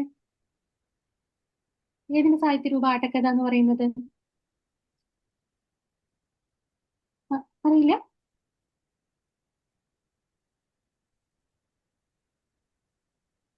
ആരൊന്നും പറയുന്നില്ലല്ലോ. കഥകളിയുടെ സാഹിത്യ രൂപമാണ് ആട്ടക്കഥ. അപ്പൊ നിങ്ങൾ കഥകളിയുമായി ബന്ധപ്പെട്ടിട്ട് ഏത് പാഠാ പഠിച്ചിട്ടുള്ളത്? യൗവനം വന്ന് ഉദിച്ചിട്ടെന്ന് പറഞ്ഞിട്ട് ഒന്ന് പഠിച്ചു ഓർക്കുന്നുണ്ടോ? ഉണ്ടോ? യൗവനം വന്ന് ഉദിച്ചിട്ടും യൗവനം വന്ന് ഉദിച്ചിട്ടുണ്ട്. യൗവനം വന്ന് ഉദിച്ചിട്ടെന്ന് പറഞ്ഞിട്ട് പഠിച്ചിട്ടുണ്ട്. അപ്പൊ നിങ്ങൾ തീർച്ചയായിട്ടും യൗവനം വന്ന് ഉദിച്ചിട്ട് എന്നുള്ള പാഠഭാഗത്തില് ആട്ടക്കഥ പ്രസ്ഥാനം നിങ്ങൾക്ക് ടീച്ചർമാരെ എഴുതാൻ തന്നിട്ടുണ്ടാവും കേട്ടോ. അപ്പൊ അത് നിങ്ങളൊന്ന് റിവൈസ് ചെയ്യണം. അതുപോലെ തെയ്യവുമായിട്ട് ബന്ധപ്പെട്ടിട്ട് ഒന്ന് പഠിച്ചിട്ടുണ്ട്. ആരുടെയാ? തെയ്യത്തിനെ കുറിച്ചിട്ട് എഴുതാൻ ചോദിച്ചിട്ടുണ്ടെങ്കിൽ കുളിരാണ്. കുളിര് എന്ന് പറഞ്ഞ നമ്മുടെ വടക്കേ മലബാറിലെ തെയ്യത്തിനെ കുറിച്ച് പറയുന്നുണ്ട്. അത് രണ്ടും നിങ്ങൾ പ്രധാനമായിട്ട് നോട്ട് ചെയ്ത് വെക്കണം. ഇൻ കേസ് അത് വന്നാൽ നിങ്ങൾ എഴുതാതിരിക്കരുത്. അപ്പൊ നിങ്ങൾ കുറിപ്പ് എഴുതാൻ ചോദിച്ചാൽ, സാധാരണ കുറിപ്പ് എഴുതാൻ ചോദിച്ചു കഴിഞ്ഞാല് ആട്ടക്കഥാ പ്രസ്ഥാനം ഇതുപോലെ തന്നെ ആരാണ് ആട്ടക്കഥാ പ്രസ്ഥാനത്തിന്റെ ഉപജ്ഞാതാവ്, ഉണ്ണായി വാര്യരുടെ ആട്ടക്കഥകൾ ഏതൊക്കെയാണ്, നിങ്ങൾ പഠിച്ച യൗവനം വന്ന് ഉദിച്ചിട്ടുള്ള ഏതെങ്കിലും 2 വരികൾ ചേർക്കാം. കഥകളിയുടെ സാഹിത്യ രൂപമാണ് ആട്ടക്കഥ എന്നൊക്കെ എഴുതിയിട്ട് അതിൽ എന്തൊക്കെ കൃതികൾ ഉണ്ട് എന്നുള്ളതും അതിന്റെ ഡീറ്റെയിൽസ് ഒക്കെ ഓർത്ത് വെക്കുക. അതുപോലെ തന്നെയാണ് തെയ്യവും ഓർത്ത് വെക്കുക. ചിലപ്പോൾ തെയ്യത്തിനെ കുറിച്ചിട്ടാണ് ചോദിക്കുന്നതെങ്കിൽ തെയ്യത്തിനെ കുറിച്ചിട്ട് നിങ്ങൾക്ക് നല്ല ധാരണ വേണം. തെയ്യം എന്ന് പറയുന്നത് ഏതാണ്? വടക്കേ മലബാറിലെ ഒരു അനുഷ്ഠാന കലാരൂപമാണ് തെയ്യം. എത്ര തെയ്യങ്ങളുണ്ട്? 350-400ഓളം തെയ്യങ്ങളുണ്ട്. അപ്പൊ ഏതെങ്കിലും 2-3 തെയ്യത്തിന്റെ പേര് ഓർത്ത് വെക്കുക. എവിടെയൊക്കെയാണ് തെയ്യം അരങ്ങേറുന്നത് നിങ്ങൾക്ക് പറഞ്ഞു തന്നിട്ടുണ്ടാവും. കാവുകളിലും മാടങ്ങളിലും തറവാടുകളിലൊക്കെ തെയ്യങ്ങൾ കെട്ടിയാടാറുണ്ട്. തെയ്യത്തിന്റെ പ്രത്യേകതകൾ എന്തൊക്കെയാണ്? തെയ്യങ്ങളുണ്ട്. തീ വെച്ചിട്ടുള്ള തെയ്യങ്ങള്.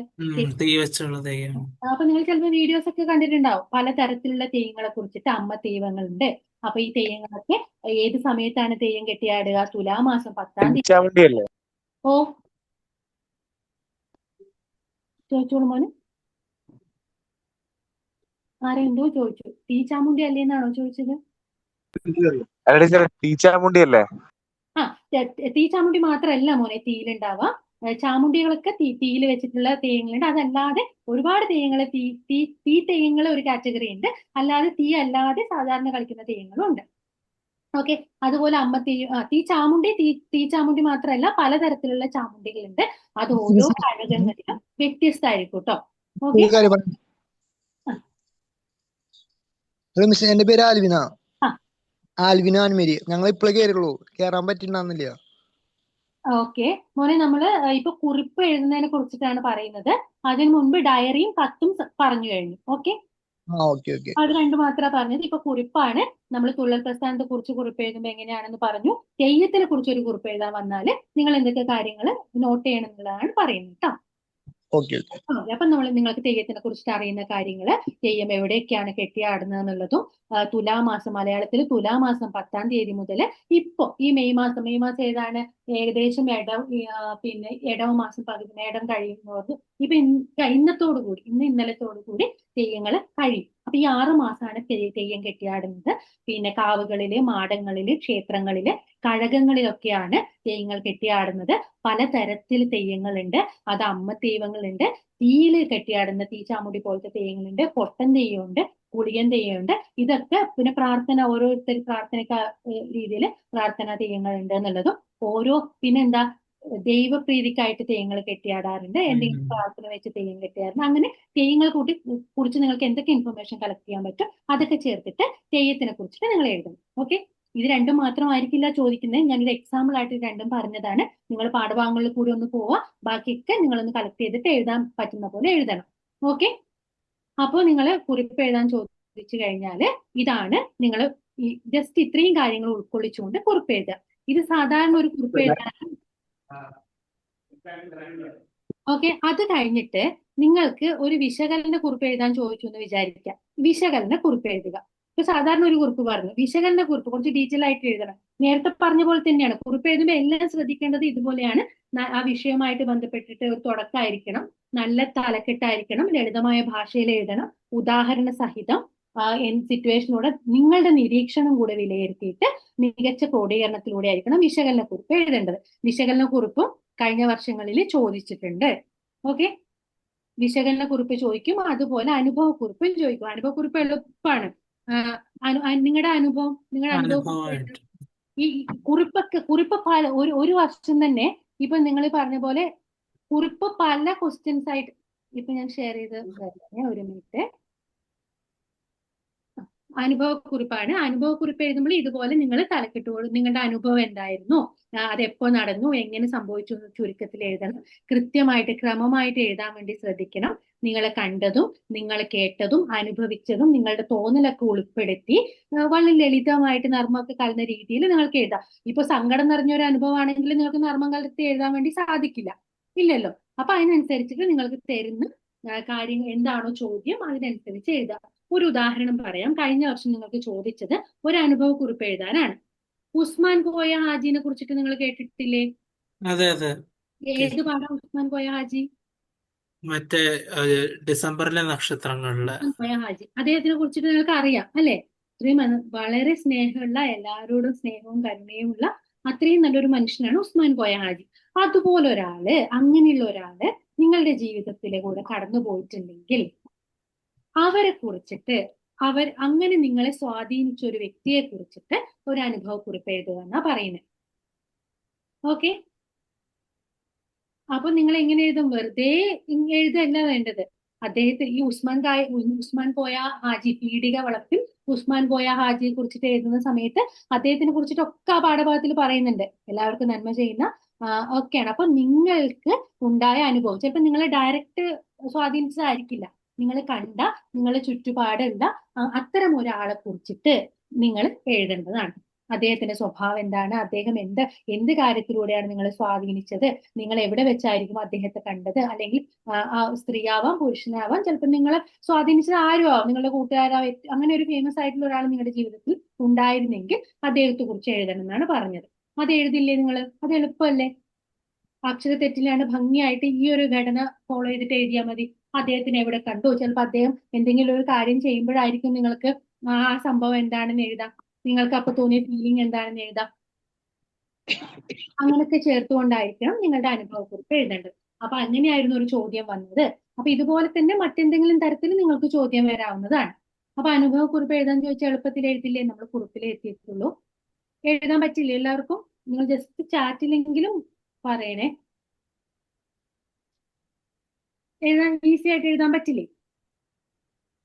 നിങ്ങൾ പറഞ്ഞു. പറ്റും, എല്ലാവരും പറഞ്ഞോളൂ കേട്ടോ. അങ്ങനെ പ്രത്യേകിച്ച് ആരും സംസാരിക്കാതിരിക്കണം. ഞാൻ പറഞ്ഞു, നിങ്ങൾക്ക് ഇഷ്ടമുള്ള തരത്തിൽ എന്ത് വേണമെങ്കിലും ചോദിക്കാം, എന്ത് വേണമെങ്കിലും പറയാം. ഓക്കെ, അപ്പൊ നിങ്ങൾ അങ്ങനെ അനുഭവ കുറിപ്പും കൂടെ എഴുതാൻ വേണ്ടിയിട്ട് ഒന്ന് പരിശീലിക്കണം. അപ്പൊ നമ്മൾ പലതരത്തിലുള്ള കുറിപ്പ് പറഞ്ഞു. സാധാരണ നമ്മളൊരു കുറിപ്പ് വരാം, അനുഭവ കുറിപ്പ് വരാം, ചിലപ്പോൾ നിങ്ങളുടെ ഓർമ്മക്കുറിപ്പായിരിക്കും എഴുതാൻ പറയാം. നിങ്ങളുടെ ഏറ്റവും നല്ല ഒരു ഓർമ്മ എഴുതാൻ വേണ്ടി വരാം. അപ്പൊ ഓർമ്മക്കുറിപ്പ് എഴുതണം. അപ്പൊ ഘടനയൊക്കെ സെയിം ആയിരിക്കും. അതുപോലെ തന്നെ പ്രധാനപ്പെട്ട ഒരു ചോദ്യമാണ് വിവരണം എഴുതുക. വിവരണം എഴുതാനുള്ള ചോദ്യം വന്നാൽ നിങ്ങൾ എങ്ങനെ എഴുതും? എളുപ്പമാണ്. ഈ ഒരു യാത്രാ വിവരണം എഴുതാനുള്ള ചോദ്യം വന്നെന്ന് വിചാരിക്കാം. കഴിഞ്ഞ വർഷങ്ങളിൽ യാത്രാ വിവരണം എഴുതാൻ വന്നിരുന്നു. നിങ്ങളുടെ ഏറ്റവും പ്രിയപ്പെട്ട ഒരു യാത്ര, നിങ്ങൾ ആ ഒരു യാത്രാ വിവരണം എന്ന് പറഞ്ഞാൽ ഈസി ആയിട്ട് എഴുതാൻ പറ്റുന്ന ഒരു വ്യവഹാര രൂപമാണ്. അപ്പൊ എങ്ങനെ എഴുതും? നിങ്ങൾ പോയ യാത്ര എവിടേക്കായിരുന്നു, എപ്പോഴായിരുന്നു പോയത്, ആരൊക്കെയായിരുന്നു നിങ്ങളുടെ കൂടെ യാത്രയിൽ ഉണ്ടായിരുന്നത് തുടങ്ങിയ കാര്യങ്ങൾ എഴുതണം. ആദ്യം ആമുഖമായിട്ട് അതാണ് എഴുതേണ്ടത്. ഇപ്പൊ ഞാൻ ഇന്ന് പിന്നെ എവിടെയാണ്, ഞാൻ ഇന്ന് കൂർഗിലേക്ക് യാത്ര പോയി. അപ്പൊ കൂർഗിൽ എപ്പോഴാണ് യാത്ര പോയത്, കൂർഗിലെ പോകുമ്പോൾ ആരൊക്കെ ഉണ്ടായിരുന്നു കൂടെ എന്നൊക്കെ എഴുതാം. അത് കഴിഞ്ഞിട്ട് നിങ്ങൾ യാത്രാ മാർഗത്തിൽ കണ്ട കാഴ്ചകൾ എന്തൊക്കെയായിരുന്നു, പോകുമ്പോൾ എന്തെങ്കിലും അനുഭവങ്ങൾ ഉണ്ടായത്, പ്രത്യേക സംഭവം നടന്നിട്ടുണ്ടെങ്കിൽ ആ സംഭവമൊക്കെ വ്യക്തമായിട്ട് എഴുതണം. പിന്നെ നിങ്ങൾ പോയ സ്ഥലം, ആ സ്ഥലത്തിന്റെ പ്രത്യേകത എന്താണ്, അതിന്റെ പ്രകൃതി ഭംഗി, അതിന്റെ ചരിത്രം, അതിന്റെ സംസ്കാരം, അവിടുത്തെ ഭക്ഷണം, അവിടുത്തെ ആളുകളുടെ പ്രത്യേകത, അവരുടെ ജീവിത രീതി ഒക്കെ വ്യത്യാസമായിരിക്കും. അതൊക്കെ നിങ്ങൾ ജസ്റ്റ് സൂചിപ്പിക്കണം. അത് കഴിഞ്ഞിട്ട് നിങ്ങൾക്ക് അവിടെ ഉണ്ടായിരുന്ന അനുഭവം, നിങ്ങൾക്ക് അവിടെ നിന്ന് ചിലപ്പോൾ സന്തോഷം നിറഞ്ഞ അനുഭവം ഉണ്ടാവും, നിങ്ങൾക്ക് അവിടെ പോയപ്പോൾ ഫുഡായിരിക്കും ഇഷ്ടപ്പെട്ടത്, നിങ്ങൾക്ക് ചിലപ്പോൾ ആ യാത്രയായിരിക്കും ഇഷ്ടപ്പെട്ടത്, നിങ്ങൾ അവിടെ കണ്ട കാഴ്ചയായിരിക്കും ഇഷ്ടപ്പെട്ടത്, അങ്ങനെ എന്തൊക്കെയാണ് നിങ്ങൾക്ക് ഇഷ്ടപ്പെട്ടത് അതൊക്കെ കൃത്യമായി എഴുതിയിട്ട് ആ യാത്ര പോകാനുണ്ടായ കാര്യം, യാത്രയിൽ നിന്ന് നിങ്ങൾക്ക് കിട്ടിയ കാര്യം, യാത്രയുടെ പ്രാധാന്യമൊക്കെ ചേർത്തിട്ട് വേണം ഒരു യാത്രാ വിവരണം പൂർത്തീകരിക്കാൻ വേണ്ടിയിട്ട്. എഴുതില്ലേ? അതെ ടീച്ചർ. അതുപോലെ തത്സമയ വിവരണം എഴുതാൻ ചോദിച്ചാൽ എങ്ങനെ എഴുതും? അത് കഴിഞ്ഞ വർഷത്തിൽ വന്നൊരു ചോദ്യമാണ്. ഞാൻ ചോദ്യം വായിക്കാം. തത്സമയ വിവരണം എഴുതണമെന്ന് ചോദ്യം വരികയാണ്. തത്സമയ വിവരണം എന്ന് പറഞ്ഞാൽ എന്താ?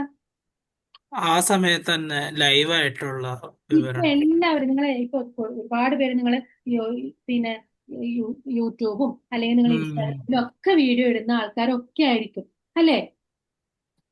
ഒരുപാട് പേര് ഇപ്പൊ ലൈവ് ആയിട്ട് പല കാര്യങ്ങളും ചെയ്യുന്നത് കാണാറില്ലേ?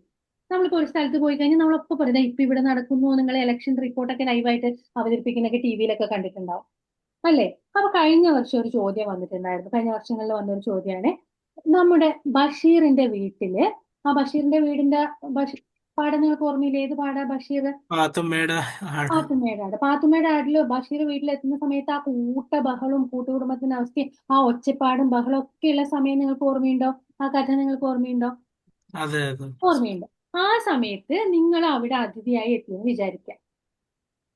അങ്ങനെ ആ സമയത്ത് നിങ്ങൾ തത്സമയം റിപ്പോർട്ട് ചെയ്യാണ്. ഫേസ്ബുക്കിൽ ഒരു തത്സമയം നിങ്ങൾ റിപ്പോർട്ട് ചെയ്യുന്നുണ്ടെങ്കിൽ ആ തത്സമയ വിവരണം നിങ്ങൾ എഴുതണം. അങ്ങനെ എഴുതുന്ന സമയത്ത് എങ്ങനെ എഴുതും? എന്തൊക്കെ കാര്യങ്ങൾ ശ്രദ്ധിക്കണം തത്സമയ വിവരം എഴുതുമ്പോൾ? ആ സമയത്ത്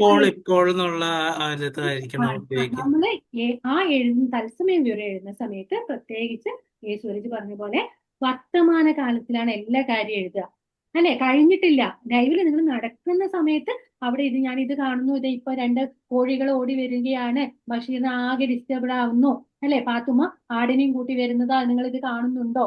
അങ്ങനെ ക്യൂരിയോസിറ്റി അല്ലെ, നമ്മൾ കേൾക്കുന്നവർക്കും അല്ലെ നമ്മൾ എഴുതുന്ന സമയത്ത്, അല്ലെങ്കിൽ ഇത് തത്സമയ വിവരമാണ്, ലൈവ് റിപ്പോർട്ടിംഗ് ആണ്. അപ്പൊ നമ്മൾ ലൈവായിട്ട് കാര്യങ്ങൾ പറയാണ്. അത് എഴുതുന്ന പറയുന്ന സമയത്തായാലും എഴുതുന്ന സമയത്തായാലും നല്ല വ്യക്തമായിട്ടും സജീവമായിട്ട് നമ്മൾ എപ്പോഴും ഉപയോഗിക്കുന്ന ഭാഷ ഉപയോഗിക്കുക.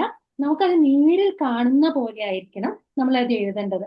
അത് വായിക്കുന്ന സമയത്ത് ഇതെന്തോ കടിച്ച പൊട്ടാത്ത വാക്കൊക്കെ ഉപയോഗിച്ചിട്ട് ഇതെന്താന്ന് മനസ്സിലാവാതിരിക്കാൻ പാടില്ല. നമുക്ക് ക്യൂരിയസ് ആയിരിക്കണം, അടുത്ത് എന്തോ സംഭവിക്കാൻ പോണേ, അടുത്തത് എന്തോ സംഭവിക്കാൻ പോകുന്നുള്ള ആ രീതിയിലായിരിക്കണം നമ്മൾ ആ സംഭവം നമ്മൾ നേരിൽ കാണുന്ന പോലെ. നമ്മൾ കേൾക്കുന്ന ആളായാലും എഴുതിയ ആളും വായിക്കുന്ന ആളും നമ്മൾ നേരിൽ കാണുന്ന പോലെ ആ ഫീല്, ആ അത്രയും ഉദ്യോഗം ജനിപ്പിക്കുന്ന പോലെ ആയിരിക്കണം നമ്മൾ എഴുതേണ്ടത്. ഏകദേശം ജേർണലിസത്തിനോട് ബന്ധപ്പെട്ട് നമ്മൾ ലൈവായിട്ട് ഇപ്പോ പറയുന്നത് പോലെ ആയിരിക്കണം. സംഭവം ഇപ്പോൾ നടക്കുന്ന പോലെ എഴുതണം. വർത്തമാനകാലത്തിൽ എങ്ങനെയാണോ നമ്മൾ ഭാഷ ഉപയോഗിക്കുന്നത് അല്ലെ? നമ്മൾ ലൈവായിട്ട് പറയുമ്പോൾ നിങ്ങൾ ഏത് ഭാഷ, എല്ലാം കഴിഞ്ഞു, ഞാൻ കണ്ടിരുന്നു, ഞാൻ പോയിരുന്നു, ഞാൻ തിന്നിരുന്നു, അങ്ങനെയല്ല. ഞാനിത് ഇപ്പോൾ കാണുന്നു, ഇതാ ഇപ്പോൾ അത് നടന്നുകൊണ്ടിരിക്കുന്നു, ഇതാ നിങ്ങൾക്ക് കാണുന്നുണ്ടോ, അങ്ങനെ രീതിയിലായിരിക്കണം ആ സംഭവം 1 by 1 ആയിട്ട് എഴുതേണ്ടത്. അത് എഴുതാൻ പറ്റില്ലേ? കഴിഞ്ഞ വർഷം തത്സമയ വിവരണവും ഞാന് മുമ്പ് യാത്രാ വിവരണവും ചോദിച്ചിട്ടുണ്ട്. ഓക്കെ, അപ്പൊ ഇതുപോലെ നിങ്ങൾക്ക് ഒരു വിവരണം ചോദിച്ചു കഴിഞ്ഞാല് നിങ്ങൾ വിവരണം എഴുതാൻ റെഡി ആയിരിക്കണം. ഓക്കെ, ഇതായിരുന്നു ചോദ്യം. കഴിഞ്ഞ വർഷത്തെ കൂട്ടുകുടുംബത്തിന്റെ ബഹളത്തിൽ നിറഞ്ഞു നിൽക്കുന്ന ബഷീറിന്റെ വീട്ടിലേക്ക് നിങ്ങളും അതിഥിയായി എത്തി എന്ന് സങ്കല്പിച്ചുകൊണ്ട് ഫേസ്ബുക്കിൽ പോസ്റ്റ് ചെയ്യാനായി തത്സമയ വിവരണം തയ്യാറാക്കുക എന്നായിരുന്നു ചോദ്യം. ഇതായിരുന്നു അതാണ്. അപ്പൊ നിങ്ങൾക്ക് ആ പാഠഭാഗം നന്നായി അറിഞ്ഞിരിക്കണം. അവിടെ ബഷീർ ഒന്ന് കുറെ കാലത്തിന്റെ യാത്രയ്ക്ക് ശേഷം അവിടെ വന്നൊന്ന് റെസ്റ്റ് എടുക്കാൻ വന്ന സമയത്ത് ആ വീട് ഓൾറെഡി എന്ത് ചെയ്തിട്ടുണ്ടായിരുന്നു? അനിയൻ റെന്റിന് കൊടുത്തിട്ടുണ്ടായിരുന്നു ഒരു അല്ലെ? അപ്പൊ ഇവിടെ എല്ലാവരും കൂടിയാണ് താമസിക്കുന്നത്. ഉമ്മയും സഹോദരന്മാരും സഹോദരിമാരും മാത്രമല്ല, അവിടെ ആരൊക്കെ ഉണ്ടായിട്ടുണ്ട്? ആ, കൊറേ എലികള്, എലികള്, കോഴികള്, പൂച്ചകള്, കോഴികള്. അത് അല്ലേ? ഈ എല്ലാ ബഹളത്തിന്റെ ഇടയ്ക്കാണ് ബഷീർ ഉള്ളത്. അപ്പൊ അത് നിങ്ങൾ ആ പാഠഭാഗം നന്നായി അറിഞ്ഞാൽ മാത്രമേ നിങ്ങൾക്ക് അത് എഴുതാൻ സാധിക്കുള്ളൂ. അപ്പൊ പാത്തുമ്മയുടെ ആരായിരുന്നു കഴിഞ്ഞ വർഷം വന്നത്? നമുക്ക് ഇനിയിപ്പോ ഏതാ ചോദ്യം വരിക എന്നറിയില്ല. അപ്പൊ നിങ്ങൾ അതിനനുസരിച്ച് പ്രിപ്പയർ ആവും. ഓക്കെ, ഇതാണ് കഴിഞ്ഞ വർഷം. നിങ്ങളൊന്ന് പോയിന്റ് നോട്ട് ചെയ്യുക കേട്ടോ, എന്തൊക്കെയാണ് എന്നുള്ളത്. ചിലപ്പോൾ കുറെ കുട്ടികൾ ഇത് ഓൾറെഡി എഴുതിയതായിരിക്കും, നിങ്ങൾ ബോറടിക്കുന്നില്ല എന്ന് വിചാരിക്കുന്നു. ഓക്കെ, അങ്ങനെയാണെങ്കിൽ ഇത്രയും പറഞ്ഞതൊക്കെ വളരെ എളുപ്പത്തിൽ നിങ്ങൾ എഴുതുന്ന കാര്യമായിരുന്നു. നിരൂപണം. അല്ല, ഇത്രയും കാര്യം ഡയറിയും കത്തും വിവരണവും കുറിപ്പൊക്കെ നമ്മൾ കണിക്കൊന്നി, സൂര്യകാന്തി, രാമ്പലൊക്കെ നിങ്ങൾ എഴുതി എഴുതി എഴുതി പ്രാക്ടീസ് ചെയ്ത് വന്നതാണ് അല്ലേ? അതുപോലെ അടുത്ത പ്രധാനപ്പെട്ട ഒരു വ്യവഹാര രൂപമാണ് നമ്മൾ നിരൂപണം ചെയ്യുക എന്ന് പറയുന്നത്. നമുക്ക് തന്നില്ല ചിലപ്പോൾ ഒരു പലതരത്തിലുള്ള നിരൂപണം നമുക്ക് വേണമെങ്കിൽ ചോദ്യമായിട്ട് വരാം. കഥാപാത്ര നിരൂപണം വരാം, കഥാനിരൂപണം വരാം, ചലച്ചിത്ര നിരൂപണവും വരാം. കാരണം ഇത് മൂന്നും നിങ്ങൾക്ക് നിങ്ങളുടെ തുടർ പ്രവർത്തനമായിട്ട് നീലക്കുറിഞ്ഞിൽ നിങ്ങൾ ചെയ്ത പ്രവർത്തനമായിരിക്കും. അപ്പോ കഥാപാത്ര നിരൂപണം ചോദിക്കാം. കഥാപാത്ര നിരൂപണം എന്ന് പറഞ്ഞാൽ എന്തത്? കഥാനിരൂപണം ചോദിക്കാൻ സാധ്യതയുണ്ടോന്ന് അറിയില്ല, പക്ഷെ സെയിം ആണ്. കഥാപാത്ര നിരൂപണം പോലെ തന്നെയാണ് കഥാനിരൂപണം. ചലച്ചിത്ര നിരൂപണം അതുപോലെ തന്നെയാണ്. അപ്പൊ ഒരു നിരൂപണം എഴുതുന്ന സമയത്ത് നമ്മൾ എന്തൊക്കെ ശ്രദ്ധിക്കും? ഇപ്പൊ ഫോർ എക്സാമ്പിൾ നമ്മൾ കഥാപാത്ര നിരൂപണം എഴുതുമ്പോഴാണ് പ്രധാനമായിട്ട് നിങ്ങൾക്ക് ചോദിക്കാനുള്ള ഒരു ചോദ്യമാണ്, കഴിഞ്ഞ 2 വർഷവും വന്ന ഒരു ചോദ്യമാണ് കഥാപാത്ര നിരൂപണം തയ്യാറാക്കുക. ഇമ്പോർട്ടന്റ് ആയിട്ട് ഒരു ക്വസ്റ്റ്യൻ ആണ്. കഴിഞ്ഞ 2 വർഷങ്ങളിലും കഥാപാത്ര നിരൂപണം ചോദിച്ചിരുന്നു. അത് നമ്മൾ ഒരുപാട് പാഠഭാഗങ്ങൾ പഠിച്ചിട്ടുണ്ട്. ഇതിൽ ഒരുപാട് കഥാപാത്രങ്ങളുണ്ട് അല്ലെ? ഇതിൽ ഏത് വേണമെങ്കിലും ചോദിക്കാം. ഇഷ്ടംപോലെ കഥാപാത്രങ്ങൾ നമ്മൾ 24 പാഠങ്ങളിലൂടെ ഇങ്ങനെ കടന്നു പോയിട്ടുണ്ട്. നമ്മൾ കണ്ടു മറന്ന കഥാപാത്രങ്ങളായിരിക്കും കുറെ കഥാപാത്രങ്ങൾ നിങ്ങൾക്ക് ഓർമ്മയുണ്ടാവും. നിങ്ങൾക്ക് ഓർമ്മയുള്ള ഒരു 4-5 കഥാപാത്രം ലിയോ പറയോ? ലിയോ, നിങ്ങളുടെ നീലക്കുറിഞ്ഞി പഠിച്ച ഏതെങ്കിലും ഒരു 4 കഥാപാത്രം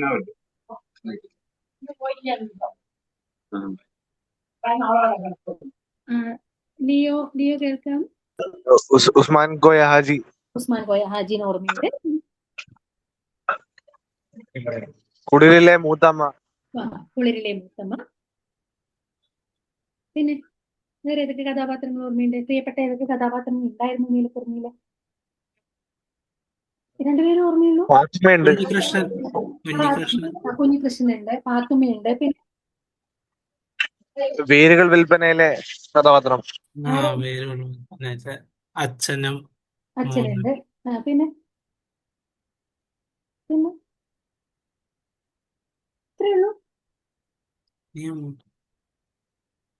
ആരെങ്കിലും പറയും, ആർക്ക് വേണം പറയാം. ലിയോ പറഞ്ഞു. പിന്നെ മനോജ് ഉണ്ടോ? കുളിരിലത്തെ മൂത്തമ്മ. കുളിരിലെ മൂത്തമ്മ പറഞ്ഞു. ഉറു എന്ന കഥാപാത്രം. ഉറു ഉണ്ട്. ഉറു നല്ലൊരു കഥാപാത്രമാണ്. പിന്നെ ഞാൻ ഇത്ര ഓർത്ത് എഴുതിയിട്ടുണ്ട്. ഇതല്ലാതെ ഒരുപാട് കഥാപാത്രങ്ങൾ ഉണ്ട് കേട്ടോ. മൂത്തമ്മ പറഞ്ഞു. സർദാർജി. ശരിയാ, സർദാർജി. എനിക്ക് ഇത്രയാണ് പെട്ടെന്ന് ഓർമ്മ വന്നത്. അപ്പൊ ഞാൻ പെട്ടെന്ന് ഓർത്ത് എഴുതിയതാണ്. കുഞ്ഞികൃഷ്ണനുണ്ട്. കുഞ്ഞികൃഷ്ണന്റെ അമ്മ ഒരു നല്ല എല്ലാം നല്ല കഥാപാത്രം കേട്ടോ. കുഞ്ഞികൃഷ്ണന്റെ അമ്മയുണ്ട്. അമ്മയും മകനും തുഞ്ചനിലും മകനുണ്ട്. അമ്മയും മകനും തുഞ്ചൻ അതെ അതൊരു കവിതയായിട്ട് എഴുതിയേക്കുന്ന കവിതയാണ്, പക്ഷെ അതിലും മകനുണ്ട്. ഈ നിരൂപണം ചോദിക്കുമ്പോഴേ കവിതയിലത്തെ ആദ്യത്തെ ക്യാരക്ടറും ചോദിക്കാം കേട്ടോ. അതുപോലെ ആസ്വാദന കുറിപ്പ് നിരൂപണം എഴുതുമ്പോൾ കവിതയിലും ചോദിക്കാം. അപ്പൊ ആസ്വാദനം എഴുതുമ്പോൾ കവിതയിലെ ആസ്വാദനം മാത്രമായിരിക്കില്ല നിങ്ങൾ എഴുതാൻ ചോദിക്കുക. ഓക്കെ, ഒരുപാട് അങ്ങനെ വരിക. പക്ഷെ നിങ്ങൾ എഴുതിയിട്ടുണ്ടാവും വീക്കെൻഡ് അത് ആസ്വാദനം എഴുതാൻ ചോദിക്കാം. ഏത് ചോദ്യങ്ങളും വരാം. ഇത് എനിക്ക് ഓർമ്മയിൽ വന്ന കഥാപാത്രങ്ങളാണ് ഞാൻ ഇട്ട. മൂത്തമ്മ ഇപ്പൊ പറഞ്ഞു. ബഷീർ ഉണ്ട്. പാത്തുമ്മയുടെ ആട്ടിലെ ബഷീർ. ഉസ്മാൻ കോയ ഹാജി ഉണ്ട്. മനോജ് ഉണ്ട്. മനോജിന് ഓർമ്മയില്ലേ? അതെ അതെ, മനോജിനെ ഓർമ്മയുണ്ട്. മറ്റേ ഗംഗാധരൻ ഡോക്ടറുടെ ഗംഗാധരൻ മനോജിന്റെ അമ്മയുണ്ട്. പുകമുറയ്ക്കപ്പുറത്ത്. കള്ളത്തരം ചെയ്തിട്ട് മറച്ചു വെക്കുന്ന ഒരു ആ, അമ്മയുണ്ട്. കുഞ്ഞികൃഷ്ണന്റെ അമ്മയുണ്ട്. അമ്മയും മകൻ തുഞ്ചലിന് മകനും ഉണ്ട്, അമ്മയുണ്ട്. അമ്മയുണ്ട്. ഉണ്ട്, സർദാർജി ഉണ്ട്. ഇത്ര മാത്രമല്ല കേട്ടോ, ഇനിയും ഒരുപാട് കഥാപാത്രങ്ങളുണ്ട്. കഴിഞ്ഞ 2 വർഷങ്ങളിൽ ചോദിച്ചത് ബഷീറിന്റെ കഥാപാത്ര നിരൂപണം. അതിന് മുന്നത്തെ വർഷം ചോദിച്ചത് മൂത്തമ്മയായിരുന്നു. 2 ഓൾറെഡി ചോദിച്ചു. ഓക്കെ, ഈ 2 ചോദിച്ചു. ബാക്കി ഒരുപാട് കഥാപാത്രങ്ങൾ നമ്മുടെ മുന്നിലുണ്ട്. അപ്പൊ ഒരു കഥാപാത്ര നിരൂപണം എഴുതുമ്പോൾ ഏറ്റവും ഇമ്പോർട്ടന്റ് ആയിട്ടുള്ള ചോദ്യമാണ്, ഒരു കഥാപാത്ര നിരൂപണം എഴുതുമ്പോൾ കൃത്യമായിട്ടും അതിന്റെ ഘടന ശ്രദ്ധിക്കണം. എങ്ങനെ എഴുതും? കഥാപാത്രത്തിന്റെ പേരെന്താന്ന് എഴുതണം. ഓക്കെ, ഉറപ്പായിട്ട് ഏത് എഴുതാം. കഥ? ഇപ്പം നമ്മൾ മൂത്തമ്മയാണെന്ന് വിചാരിക്കാം. കഥാപാത്രത്തിന്റെ പേര് മൂത്തമ്മയാണ്. ഏത് കൃതിയിലെ കഥാപാത്രമാണെന്ന് പറയണം. ഏത് കൃതിയിലെ കഥാപാത്ര? മൂത്തമ്മയല്ലേ? മൂത്തമ്മ. ഞാൻ കുളിര് കുളിര് മൂത്തമ്മ. കുളിര് കുളിര്. കഥാപാത്രത്തിന്റെ പൊതുവായ സ്വഭാവം സൂചിപ്പിക്കണം. മൂത്തമ്മ എങ്ങനെയുള്ള ആളാണ്, ആ കഥാപാത്രത്തിന്റെ സവിശേഷത എന്താണെന്ന് പറയണം. പിന്നെ പ്രധാനമായിട്ട് പറയേണ്ടത്, ആ മൂത്തമ്മ അത്രയും നിഷ്കളങ്കമായ, അത്രയും സ്നേഹമുള്ള ഒരു മൂത്തമ്മയെ കുറിച്ചിട്ടാണ് പറയുന്നത്. മൂത്തമ്മ ആ കഥയില് കഥാപാത്രത്തിന് എത്രത്തോളം പങ്കുണ്ട് എന്നുള്ളത് നിങ്ങൾ കൃത്യമായി പറയണം. കുളിരില് മൂത്തമ്മയ്ക്കുള്ള പ്രസക്തി എന്താണ്, മൂത്തമ്മ എന്തൊക്കെ ഭാഗങ്ങളിലാണ് മൂത്തമ്മ കടന്നു വരുന്നത്, ആ മൂത്തമ്മയ്ക്ക് പ്രത്യേകമായിട്ടുള്ള എന്തെങ്കിലും സ്വഭാവ സവിശേഷതകൾ ഉണ്ടോ, മൂത്തമ്മയുടെ പിന്നെ ശരീരപ്രകൃതി അല്ലെങ്കിൽ മൂത്തമ്മയുടെ പ്രത്യേകമായിട്ട് എന്തെങ്കിലും മെൻഷൻ ചെയ്തിട്ടുണ്ടെങ്കിൽ അത് എഴുതണം. ഒരുപാട് കാര്യം മൂത്തമ്മയെ കുറിച്ചിട്ട് പറഞ്ഞിട്ടുണ്ടാവില്ല, വളരെ ലളിതമായിട്ട് പറയാറുള്ളൂ. മൂത്തമ്മയുടെ വേഷം ഇങ്ങനെയാണ്, മൂത്തമ്മ ഇന്ന് ഇങ്ങനെയാണ് നടക്കാറ്, അങ്ങനെ ഡീറ്റെയിൽ ആയിട്ടുണ്ടാവില്ല. പക്ഷെ ഉണ്ട്, കാതിന്റെ തോടകൾ അതിലൊരു അത് പ്രത്യേകം പറയുന്നുണ്ട്. അപ്പൊ നിങ്ങൾ പ്രത്യേകമായിട്ട് എഴുതണം. അപ്പൊ മൂത്തമ്മയെ കുറിച്ച് കൃത്യമായ ധാരണ ഉണ്ടെങ്കിൽ നിങ്ങൾക്ക് അത് എഴുതാൻ പറ്റുള്ളൂ. പിന്നെ എന്തെങ്കിലും സംഭവം ആ കഥയില് മൂത്തമ്മ എന്തെങ്കിലും ചെയ്ത പ്രത്യേകമായിട്ടുള്ള കാര്യങ്ങൾ എന്തെങ്കിലും ഉണ്ടെങ്കിൽ അത് നിങ്ങൾ പ്രത്യേകമായിട്ട് എഴുതി. മദാമയോട് സംസാരിച്ച ആ ഒരു കാര്യം. നടന്നു പോകുമ്പോ മരിച്ചു വീടത് ആരുടെ വീടാണെന്ന് അത്രയും ആളുകളുമായിട്ട് ഇടപെടുന്ന ഒരു മൂത്തമ്മയാണ്. പിന്നെ എന്തിനാ മൂത്തമ്മ വന്നത്? തെയ്യം കാണാൻ വന്നതായിരുന്നു. പക്ഷെ മൂത്തമ്മ തെയ്യം കാണാൻ പോയോ? ഇല്ല. ഇല്ല. മൂത്തമ്മ മോളെ പിടിച്ച് കെട്ടിപ്പിടിച്ച് കിടന്നുറങ്ങിയതാണ് അല്ലേ? അപ്പൊ എന്തുകൊണ്ടാണ് മൂത്തമ്മയുടെ ക്യാരക്ടറിന് എന്തൊക്കെ പ്രത്യേകതകളുണ്ട്, അതൊക്കെ നിങ്ങൾ പ്രത്യേകിച്ച് എഴുതണം. പ്രധാന സംഭവവുമായി ബന്ധപ്പെടുത്തിയിട്ട് കഥാപാത്രത്തിനെ വിലയിരുത്തണം. പിന്നെ നിങ്ങൾക്ക് നിങ്ങളുടെ സ്വന്തമായ അഭിപ്രായം ഉണ്ടെങ്കിൽ അത് രേഖപ്പെടുത്തണം. ഈ കഥാപാത്രം, പിന്നെ ഒരു കാര്യമുണ്ട്, ആ കഥാപാത്രം നൽകുന്ന സന്ദേശം അല്ലെങ്കിൽ ആ കഥാപാത്രം നൽകുന്ന പ്രാധാന്യം എന്താണെന്ന് കൂടെ എഴുതണം. അല്ലെ, അത്രയും സ്വാർത്ഥത ഇല്ലാത്ത, അത്ര നിസ്വാർത്ഥമായിട്ടുള്ള, അത്രയും സ്നേഹനിധിയായിട്ടുള്ള ഒരു ക്യാരക്ടറാണ് മൂത്തമ്മ. അത് നമ്മുടെ മുന്നിലേക്ക് വെക്കുന്ന എന്തൊക്കെ സന്ദേശങ്ങളുണ്ട് അതും കൂടെ എഴുതിയാൽ മാത്രമാണ് ഒരു കഥാപാത്രത്തിന് നമ്മൾ നിരൂപണം ചെയ്യുന്നതാവുള്ളൂ. അതാണ് ഒരു കഥാപാത്ര നിരൂപണം എഴുതുമ്പോൾ ശ്രദ്ധിക്കേണ്ട പോയിന്റ്സ്. ഓക്കെ, അത് ഉസ്മാൻ ബീഡി വളപ്പിൽ ഉസ്മാൻ കോയ ഹാജി ആണെങ്കിൽ എന്തൊക്കെ എഴുതും, അല്ലെങ്കിൽ മനോജ് ആണെങ്കിൽ എന്തൊക്കെ എഴുതാം, പിന്നെ നമ്മുടെ അമ്മയും മകനും തുഞ്ചലിലെ മകന്റെ ക്യാരക്ടർ ആണെങ്കിൽ എന്തൊക്കെ എഴുതും, എന്തെങ്കിലും 2 പറയോ? അമ്മയും മകനും തുഞ്ചലിലെ മകനാണെങ്കിൽ എന്തൊക്കെ കാര്യങ്ങൾ എഴുതും? മകന് സ്വന്തം കൾച്ചർ എന്താന്ന് വെച്ചാൽ സ്വന്തം ഒരു സഭ്യതയെ പറ്റി ഒരു ധാരണയില്ലാത്ത ഒരു വ്യക്തിയാണ്. സംസ്കാരം അതൊക്കെ മറന്ന് അവൻ മറുനാട്ടിൽ ജീവിക്കുന്ന ഒരാളാണ്. മറുനാട്ടിൽ ജീവിക്കുന്ന ഒരു വ്യക്തിയാണ്. എങ്ങനെയെങ്കിലും പഠിച്ചു പോകാൻ വേണ്ടി മാത്രം തുഞ്ചനെ അത് കണ്ട ആളാണ്. അങ്ങനെ അത് എങ്ങനെയെങ്കിലും പഠിച്ചു തീർത്തു കഴിഞ്ഞാൽ മാത്രമേ എനിക്ക് മാർക്ക് കിട്ടുള്ളൂ. അത് കഴിഞ്ഞിട്ട് പിന്നെ ഓർക്കുമ്പോ അമ്മ പിന്നെ പറയും മറ്റേ മകനോട്, എങ്ങനെയെങ്കിലും നീ എനിക്കൊരു ബൈൻഡ് ചെയ്ത ബുക്ക് കൊണ്ടുവരണം. അതോടുകൂടെ നമുക്ക് ആ ക്യാരക്ടറിന്റെ ഫുൾ ഏകദേശം ഒരു ചിത്രീകരണം മനസ്സിലാവുന്നുണ്ട്. അവനപ്പോ ആകെ ഇത്രയും പണം ഉണ്ടെന്ന് അവിടെ കാണിക്കുന്നുണ്ടല്ലേ? അതെ, എന്ത് വേണമെങ്കിലും എനിക്ക് കൊണ്ടുവരാൻ പറ്റും, പക്ഷെ എവിടെ നിന്ന് ഞാൻ ആ തുഞ്ചനെ കൊണ്ടുവരാന്നുള്ള മകന്റെ മനോനില എന്തൊക്കെയാണ്, ആ മകനെ കുറിച്ചിട്ടുള്ള എല്ലാ കാര്യങ്ങളും നിങ്ങൾ ഓർത്തു വെക്കുക. അതുപോലെ എല്ലാ ക്യാരക്ടറിന്റെയും, ഞാനിപ്പോ ജസ്റ്റ് കുറച്ച് എക്സാമ്പിൾ ആണ് ഇവിടെ തന്നിരിക്കുന്നത്. നിങ്ങൾ എല്ലാ ക്യാരക്ടേഴ്സിന്റെയും കുറച്ച് പോയിന്റ്സുകൾ നിങ്ങൾക്ക് കിട്ടാവുന്ന 3 പോയിന്റ് നിങ്ങൾ എഴുതി വെച്ചിട്ട് ആ കഥാപാത്ര നിരൂപണം വന്നു കഴിഞ്ഞാൽ എഴുതണം. മൂത്തമ്മയും ബഷീറും കഴിഞ്ഞ 2024-ലും 2025-ലും വന്ന ചോദ്യമായിരുന്നു. ഓക്കെ, അപ്പൊ നിങ്ങൾ ഉസ്മാൻ കോയ ഹാജിനെയും കുഞ്ഞികൃഷ്ണന്റെ അമ്മയും സർദാർജി ആയാലും ചിലപ്പോൾ ഡോക്ടറോ അല്ലെങ്കിൽ മനോജിന്റെ അമ്മേനോ ആരാണോ ചോദിക്കുന്നത്, ഈ കഥാപാത്രങ്ങളൊക്കെ ഓർത്തിട്ട് വേണം പരീക്ഷയ്ക്ക് തയ്യാറെടുക്കാൻ വേണ്ടിയിട്ട്. ഓക്കെ, ഇത് എല്ലാത്തിന്റെയും ഡീറ്റെയിൽ ആയിട്ട് പറയാനുള്ള സമയമില്ലാത്തതുകൊണ്ടാണേ. ഓക്കെ, അപ്പൊ നിങ്ങൾ ഇതൊക്കെ ഓർക്കണം. ഇത് നിങ്ങൾക്ക് കഥാപാത്ര നിരൂപണം ചോദിച്ചാലാണ്. ഇനി ഒരു സിനിമാ നിരൂപണം ചോദിച്ചു കഴിഞ്ഞാലോ, നിങ്ങൾക്ക് സിനിമയെ കുറിച്ചിട്ടും ഒക്കെ ചർച്ച ചെയ്യുന്ന സിനിമയുടെ പ്രത്യേകതകളൊക്കെ പറയുന്ന ഒരു പാടുണ്ടല്ലോ, ഏതാ? സിനിമയുടെ അടൂർ നമ്മൾ കണ്ടറിഞ്ഞല്ലോ അടൂറും നമ്മളും കണ്ടു. അല്ലേ? അടൂർ. അപ്പൊ നിങ്ങൾക്ക് അടൂറുമായിട്ട് ബന്ധപ്പെട്ടിട്ടുള്ള സിനിമയുമായി ബന്ധപ്പെട്ടുള്ള ചോദ്യങ്ങൾ വരാം. നിങ്ങൾക്ക് ഏറ്റവും സിമ്പിൾ ആയിട്ട് വരുന്ന ചിലപ്പോൾ ഈ ചോദ്യമായിരിക്കും. നിങ്ങൾ കണ്ട ഇഷ്ടപ്പെട്ട ഒരു സിനിമയുടെ ആസ്വാദന കുറിപ്പ് എഴുതുക. നമ്മൾ നേരത്തെ ആസ്വാദന കുറിപ്പ് പറഞ്ഞിട്ടില്ല. കുറിപ്പിൽ പറയുമ്പോൾ ആസ്വാദന കുറിപ്പ് എഴുതുക എന്ന് പറഞ്ഞു. അപ്പൊ നിങ്ങൾക്ക് ഈസിയാണ്. അല്ലെങ്കിൽ സിനിമ നിരൂപണം ചെയ്യുക, ഇതേപോലെ തന്നെയാണ് സിനിമയുടെ ആസ്വാദനം എഴുതുക അല്ലെങ്കിൽ സിനിമയുടെ സംഗ്രഹം എഴുതുക എന്ന് പറഞ്ഞിട്ട് ചോദ്യം വന്നു എന്ന് വിചാരിക്കാം. കഴിഞ്ഞ വർഷങ്ങളിൽ ചോദ്യം വന്നത് നിങ്ങൾ കണ്ട ഏറ്റവും നല്ല നിങ്ങളുടെ ഇഷ്ടപ്പെട്ട ഒരു സിനിമയെ കുറിച്ചിട്ട് സിനിമ ആസ്വാദനം എഴുതുക എന്നാണ് വന്നത്. അപ്പൊ നിങ്ങൾ എന്ത് എഴുതും? നിങ്ങളുടെ ഇഷ്ടപ്പെട്ട സിനിമയാണ്, നിങ്ങൾക്ക് ഏത് വേണമെങ്കിലും എഴുതാം. പക്ഷെ നിങ്ങൾ എന്ത് ചെയ്യുക? നല്ല കലാമിന്റെ ഒരു സിനിമയെ കുറിച്ചിട്ട്, നിങ്ങൾ കണ്ട ഏറ്റവും പ്രിയപ്പെട്ട സിനിമയെ കുറിച്ചിട്ട് ഓൾറെഡി ഒന്ന് നന്നായി പഠിച്ചു വെക്കുക. 2-3 സിനിമയെ കുറിച്ചിട്ട് പഠിച്ചു വെക്കുക. അപ്പൊ നിങ്ങൾ എന്ത് ചെയ്യും? ഇതുപോലെ തന്നെ നിങ്ങൾ കണ്ട എന്റെ ഏറ്റവും പ്രിയപ്പെട്ട സിനിമ ഏതാണ്, സിനിമയുടെ പേര് എഴുതുക. ആ സിനിമ സംവിധാനം ചെയ്തത് ആരാണെന്ന് അറിയാം. ആ സിനിമ ഏത് കാറ്റഗറിയിലാണെന്നുള്ളത് എഴുതുക.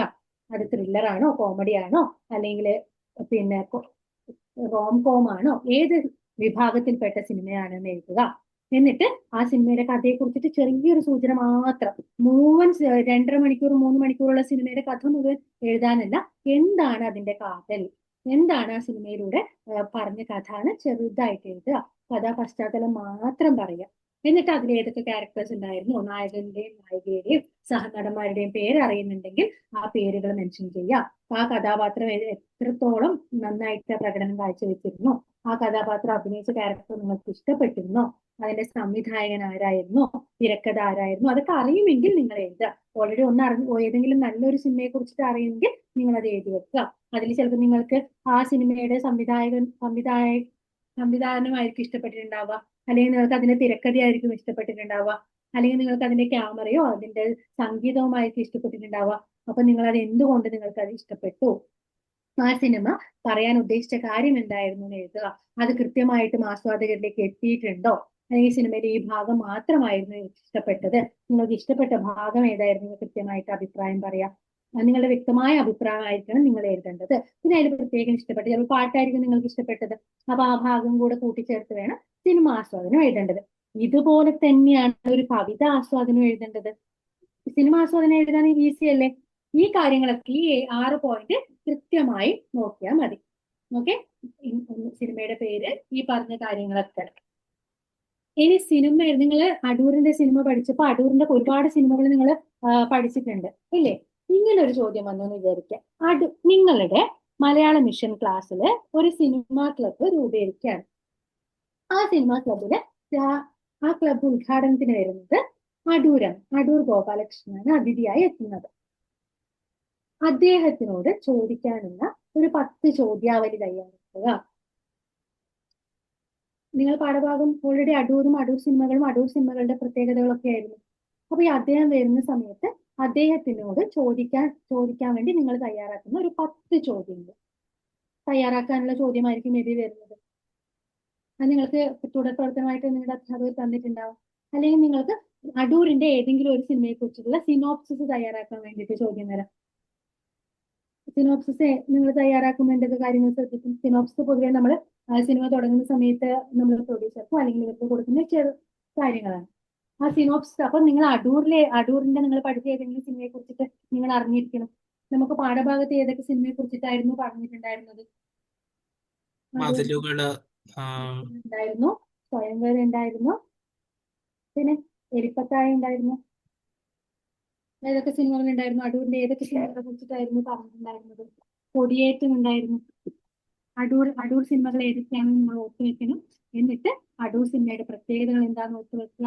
അടൂരിന്റെ 4 പെണ്ണുങ്ങള് അല്ലെങ്കിൽ അടൂരിന്റെ പെണ്ണുങ്ങളിൽ ഏതൊക്കെ സിനിമകളാണ് നിങ്ങൾക്ക് ഓർമ്മയുള്ളത്, ആ സിനിമകളിൽ അതുമായിട്ട് കണക്ട് ചെയ്തിട്ട് നിങ്ങൾക്ക് എന്ത് ചോദ്യം വരും, താങ്കൾ എത്ര വർഷമായി സിനിമ ചെയ്യുന്നു, അങ്ങനെ നിസ്സാരമായിട്ടുള്ള താങ്കളുടെ പേരെന്താണ്, താങ്കൾക്ക് സുഖമാണോ, ഇങ്ങനത്തെ ചോദ്യങ്ങളല്ല നമ്മൾ ഉദ്ദേശിക്കുന്നത് അല്ലെ.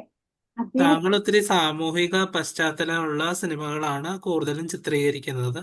അപ്പൊ അതിനുള്ള പ്രേരണ സ്രോതം എവിടെ നിന്നാണ് കൂടുതലും വരുന്നത്? അങ്ങനെ ഒരു ചോദ്യമാവുന്നു. ഉണ്ട്. പിന്നെ അദ്ദേഹത്തിന്റെ സിനിമകളിലെ പാട്ടുകളൊന്നും പൊതുവെ ഉണ്ടാകാറില്ല. അടൂർ സിനിമകൾ ശ്രദ്ധിച്ചു കഴിഞ്ഞാൽ ഗാനങ്ങൾ കുറവായിരിക്കും. ഗാനങ്ങൾ കുറവാ. ഗാനങ്ങൾ അത് കുറവാണ്. കൂടുതലും സൊസൈറ്റിയുടെ നമ്മള് കാണുന്ന കൂടുതലും റിയലിസ്റ്റിക് ആയിട്ടുള്ള സിനിമകൾ, റിയലിസ്റ്റിക് ആയിട്ടുള്ള കാര്യങ്ങൾ അവര് ആർട്ട് സിനിമകളാണ് അദ്ദേഹം കൂടുതൽ ചെയ്യുന്നത്. അല്ലെ? അപ്പൊ അങ്ങനെ അതുമായിട്ട് കണക്ട് ചെയ്ത് അല്ലെങ്കിൽ ഏതെങ്കിലും സിനിമയുടെ പ്രത്യേക കാര്യങ്ങൾ എടുത്തിട്ട് നിങ്ങൾക്ക് ചോദിക്കാം. അങ്ങനെ ഒരു 10 ചോദ്യങ്ങൾ തയ്യാറാക്കാൻ പറഞ്ഞാൽ നിങ്ങൾ എന്തൊക്കെ ചോദ്യങ്ങൾ തയ്യാറാക്കും എന്നുള്ളത് നിങ്ങളൊന്ന് നോട്ട് ചെയ്യുക. പുതിയ സിനിമ ഉണ്ട്, അദ്ദേഹം ഒരുപാട് വർഷങ്ങൾക്ക് ശേഷം മമ്മൂട്ടിയുമായിട്ട് ചേർന്നിട്ട് പുതിയൊരു സിനിമ ചെയ്തതാണ്. അപ്പൊ ഏത് സിനിമയത് അറിയാമായിരുന്നത്? പുതിയ സിനിമ ഷൂട്ടൊക്കെ കഴിഞ്ഞ് ഇപ്പൊ റിലീസിന് പാട്രിയോട്ട് ആണോ? അത് കഴിഞ്ഞില്ലേ? അടൂർ സംവിധാനം ചെയ്യുന്ന സിനിമ. അടൂർ അടൂരിന്റെ സിനിമയല്ലേ അല്ലേ? ആ ഏത് സിനിമയാണ്? അത് വരുന്നില്ല. മതിലുകൾ. മതിലുകൾ ഒരെണ്ണം ഉണ്ടായിരുന്നു. ഓ. ഇപ്പത്തെ പദയാത്ര എന്നാണ് സിനിമയുടെ പേര്. പദയാത്ര. ഓക്കെ. അതെ. അപ്പൊ അത് ഇത്രയും വർഷങ്ങൾക്ക് ശേഷം മമ്മൂട്ടിയോട് കൂടെ ചെയ്യുന്ന സിനിമയാണ്. അപ്പൊ അതിനെ കുറിച്ചുള്ള വിശേഷങ്ങൾ ചോദിക്കാം. അങ്ങനെ നിങ്ങൾക്ക് എന്ത് ചോദ്യങ്ങൾ വേണമെങ്കിലും ചോദിക്കാം. അപ്പൊ നിങ്ങൾ അങ്ങനൊരു ചോദ്യമാണ് വന്നതെങ്കിൽ, അങ്ങനെ ഒരു ചോദ്യാവലി തയ്യാറാക്കാൻ വന്നതെങ്കിൽ അതിനും നിങ്ങൾ തയ്യാറായിരിക്കും. Okay, ready? അപ്പൊ അത് അങ്ങനെയാണെങ്കിൽ നിങ്ങൾ എന്തൊക്കെ ചോദ്യങ്ങൾ റെഡിയാക്കും. അപ്പൊ നിങ്ങൾക്ക് ഇപ്പൊ ഞാൻ സ്പീഡിലാണ് പറഞ്ഞു പോകുന്നത്. നമ്മൾ എല്ലാ ചോദ്യങ്ങളും 1 by 1 പറയുന്നില്ല. ഇതിന് എന്തൊക്കെ പോയിന്റ്സ് എഴുതാന്നേ പറയുന്നുള്ളൂ. നിങ്ങൾ എന്ത് ചെയ്യണം? ഈ ചോദ്യങ്ങളൊക്കെ തയ്യാറാക്കി ഈ നിരൂപണം ചെയ്തിട്ടും ആസ്വാദനം ചെയ്തിട്ടും ചെറിയ കുറിപ്പുകൾ എഴുതിയിട്ട് നിങ്ങളുടെ മെന്റേഴ്സിനോ നിങ്ങളുടെ അധ്യാപകർക്കോ അയച്ചു കൊടുക്കുക. ഓക്കെ, അവർ നിങ്ങൾ കറക്റ്റ് ചെയ്ത് തരും. നിങ്ങൾ എഴുതാത്ത കുട്ടികളാണെങ്കിൽ നിങ്ങൾക്ക് അത് ഒരുപാട് ഹെൽപ്പ് ആവും. എന്നിട്ട് എന്തെങ്കിലും സംശയം ഉണ്ടെങ്കിൽ നിങ്ങൾക്ക് ചോദിക്കാം. അപ്പൊ അങ്ങനെ ഒരു സിനിമാ നിരൂപണം വന്നു കഴിഞ്ഞാൽ അല്ലെങ്കിൽ സിനിമ ആസ്വാദനം വന്നു കഴിഞ്ഞാൽ നിങ്ങൾ എഴുതാൻ തയ്യാറായിരിക്കും. അതുപോലെ സിനോപ്സിസ് എഴുതുമ്പോൾ അതുപോലെ തന്നെയാണ്. ഒരു സമ്മറി, ഒരു കുഞ്ഞു സിനിമയുടെ സംഗ്രഹം എഴുതുകയാണ്. അത് നിങ്ങൾക്ക് ഇഷ്ടപ്പെട്ട സിനിമയെ കുറിച്ചിട്ട് ഒരു സമ്മറി എഴുതാൻ പറഞ്ഞാൽ ഇതുപോലെയാണ്. കഥയുടെ പ്രധാന ആശയം മാത്രം എഴുതണം. മുഴുവൻ കഥ പറയേണ്ട ആവശ്യമില്ല. കഥാപാത്രങ്ങളെ മാത്രം ചുരുക്കത്തിൽ പറയാം. സ്പോയിലറൊക്കെ നമ്മൾ എഴുതുന്ന സമയത്ത് നമ്മൾ അതിന്റെ ട്വിസ്റ്റും അതിന്റെ പ്രധാനമായിട്ട് നമ്മൾ പറയില്ല. ഇപ്പൊ എല്ലാവരും റിവ്യൂ പറയാറുണ്ട് അല്ലെ? നിങ്ങൾ യൂട്യൂബ് ഒക്കെ അല്ലെങ്കിൽ നിങ്ങളെ ഇൻസ്റ്റാഗ്രാം നോക്കിയാലോ ഇപ്പൊ നമ്മുടെ സാമൂഹിക മാധ്യമങ്ങൾ നോക്കിക്കഴിഞ്ഞാൽ സിനിമ ഇറങ്ങുമ്പോൾ അതിന്റെ റിവ്യൂ ഒക്കെ പറയും, അതിന്റെ സംഗ്രഹമൊക്കെ പറയും, ചിലപ്പോൾ സ്പോയിലറും പറയും. അപ്പൊ അത് നമ്മുടെ അടുത്ത് കാണുന്ന ആസ്വാദകന് അതൊരു ബുദ്ധിമുട്ടുണ്ടാക്കുന്ന കാര്യമായിരിക്കും. പക്ഷെ നമുക്ക് പരീക്ഷ എഴുതുന്ന സമയത്ത് പരീക്ഷയ്ക്ക് ഒരു ആസ്വാദനം എഴുതുമ്പോൾ നിങ്ങൾക്ക് അതൊക്കെ ചേർത്തുകൊണ്ട് എഴുതാവുന്നതാണ്. ഓക്കെ, നിങ്ങൾക്ക് എന്തുകൊണ്ട് ഇഷ്ടപ്പെട്ടു, ഇങ്ങനെ ഒരു ട്വിസ്റ്റ് ഇതിലുണ്ടായിരുന്നു, ഇതിലിങ്ങനെയൊക്കെ ആയിരുന്നു നടന്നത്, ഈ പഴയ ഇത്രയും വർഷങ്ങൾക്ക് മുമ്പത്തെ കഥകളായിരുന്നു എഴുതിയത്. മതിലുകളാണെങ്കിൽ അടൂരിന്റെ മതിലുകൾ എന്ന് പറഞ്ഞ സിനിമയാണ് എനിക്ക് ഏറ്റവും ഇഷ്ടപ്പെട്ടത്. ബഷീറിന്റെ കഥയെ ആസ്പദമാക്കിയായിരുന്നു അടൂർ ഈ കഥ ചെയ്തിട്ടുണ്ടായിരുന്നത്. അതിലേതൊക്കെ കഥാപാത്രങ്ങളായിരുന്നു ഉണ്ടായിരുന്നത്? മമ്മൂട്ടിയാണ് പ്രധാന കഥാപാത്രത്തെ അഭിനയിച്ചത്. പക്ഷെ അതിൽ സ്ത്രീ കഥാപാത്രം ഇല്ല. അതിന് പകരം എന്തുമാത്രമാണ്? ശബ്ദം കൊണ്ട് മാത്രമാണ്. അതാരാണ് ശബ്ദം കൊടുത്തത് നിങ്ങൾക്ക് എഴുതാം. KPS ലളിതയുടെ ശബ്ദമായിരുന്നു ഉണ്ടായിരുന്നത്. പിന്നെ അതിന്റെ പശ്ചാത്തലം എന്തായിരുന്നു എന്നൊക്കെ ചേർത്തുകൊണ്ട് എഴുതാൻ സാധിക്കുന്ന ഒരു ചോദ്യമാണ്. സിനിമാ സംഗ്രഹം ചോദിച്ചാൽ നിങ്ങൾ എഴുതണം. ഓക്കെ, എഴുതല്ലോ. ഇനി നമുക്ക് പറയാനുള്ളത് ലഘുലേഖ തയ്യാറാക്കുക എന്നുള്ളൊരു ചോദ്യവും കഴിഞ്ഞ വർഷങ്ങളിൽ വന്നിരുന്നു. ഓക്കെ, ലഘുലേഖ തയ്യാറാക്കുക എളുപ്പത്തിൽ എഴുതാൻ സാധിക്കുന്ന ഒരു ചോദ്യമാണ് ലഘുലേഖ തയ്യാറാക്കുക എന്നുള്ളത്. കഴിഞ്ഞ വർഷങ്ങളിൽ ലഘുലേഖ തയ്യാറാക്കാൻ വേണ്ടി വന്നിരുന്നു. എങ്ങനെ എഴുതും? ചെറിയ വാക്യങ്ങൾ, കുഞ്ഞു വാക്യങ്ങൾ ചേർത്തത്. ഇതാണ് പ്രധാനമായിട്ടും അത് ലഘുലേഖ തയ്യാറാക്കാൻ വേണ്ടിയിട്ട് നിങ്ങൾ എഴുതുന്നത് ശ്രദ്ധിക്കുന്നത്. ചെറുവാക്യങ്ങളായിരിക്കണം. ആകർഷകമായ ശീർഷകം നൽകണം. എപ്പോഴും നിങ്ങൾ എന്ത് പ്രവർത്തനം എഴുതുന്ന സമയത്തും തന്നിരിക്കുന്ന അതേ ടൈറ്റിൽ എഴുതണം നിർബന്ധമൊന്നുമില്ല. ഓക്കെ, നിങ്ങൾക്ക് നിങ്ങളുടേതായിട്ടുള്ള നല്ല ഭംഗിയായിട്ട് സൗന്ദര്യാത്മകമായിട്ടുള്ള കാവ്യാത്മകമായിട്ടുള്ള ആസ്വാദനമൊക്കെ എഴുതുന്ന സമയത്ത് കാവ്യാത്മകമായിട്ടുള്ള ടൈറ്റിലൊക്കെ ചേർത്തുകൊണ്ട് നിങ്ങൾക്ക് നല്ല ശീർഷകം നൽകാം. ശീർഷകം മീൻസ് ടൈറ്റിലാണ്. പിന്നെ ലഘുലേഖ തയ്യാറാക്കുമ്പോൾ സബ് ഹെഡിങ്, ഉപശീർഷകങ്ങൾ നൽകാം. നിങ്ങളുടെ കണ്ടെത്തലുകളും നിങ്ങൾക്ക് എന്തൊക്കെ സന്ദേശങ്ങൾ കൊടുക്കാൻ സാധിക്കും അതൊക്കെ ചേർത്തുകൊണ്ട് നിങ്ങൾക്ക് ലഘുലേഖ തയ്യാറാക്കാം. ലഘുലേഖ തയ്യാറാക്കുമ്പോൾ പ്രധാനമായിട്ട് അത്ര പോയിന്റുകളാണ് നോക്കേണ്ടത്. ഇത്ര പ്രധാനപ്പെട്ട കാര്യങ്ങൾ ചോദിച്ചിട്ട് അപ്പൊ നിങ്ങൾക്ക് കഴിഞ്ഞ വർഷങ്ങളിലെ ഒരു ചോദ്യങ്ങൾ ചോദിച്ചു എന്ന് വിചാരിക്കുക. കഴിഞ്ഞ വർഷം ചോദിച്ചത് പരിസ്ഥിതിയെ കുറിച്ചിട്ടാണ്. നിങ്ങൾക്ക് പരിസ്ഥിതിയുമായി ബന്ധപ്പെട്ടിട്ട് ചോദ്യങ്ങൾ ഏത് പാഠഭാഗത്തിലാണ് ഉണ്ടായിരുന്നത്? ലഘുലേഖ തയ്യാറാക്കാൻ പരിസ്ഥിതി സംരക്ഷണവുമായിട്ട് ബന്ധപ്പെട്ടിട്ട് ഒരു ലഘുലേഖ തയ്യാറാക്കുവാനാണ് ചോദ്യം ഉണ്ടായിരുന്നത്. ഉറങ്ങുന്നവരുടെ താഴ്വരയാണ്. അത് മാത്രമല്ല, നമുക്ക് പിന്നെ ഏതൊക്കെ ഉണ്ടായിരുന്നു? ഉറങ്ങുന്നവരുടെ താഴ്വര വിലങ്ങനല്ലോ. ഉണ്ടായിരുന്നു. പിന്നെ ഇതായിരുന്നു നിങ്ങൾക്ക് വന്ന കഴിഞ്ഞ വർഷത്തെ ചോദ്യം. എനിക്ക് കഴിഞ്ഞ വർഷത്തെ ചോദ്യങ്ങൾ റിവൈസ് ചെയ്യാന്നുള്ള കാര്യങ്ങളും ഉണ്ടായിരുന്നു. അതുകൊണ്ടാണ് കഴിഞ്ഞ വർഷം ഇതായിരുന്നു ചോദ്യം. ആദ്യത്തെ ക്വസ്റ്റ്യൻ ആയിരുന്നു പ്രകൃതി സംരക്ഷണത്തിന്റെ ആവശ്യകത എന്ന വിഷയത്തിൽ ഒരു ലഘുലേഖ തയ്യാറാക്കുക.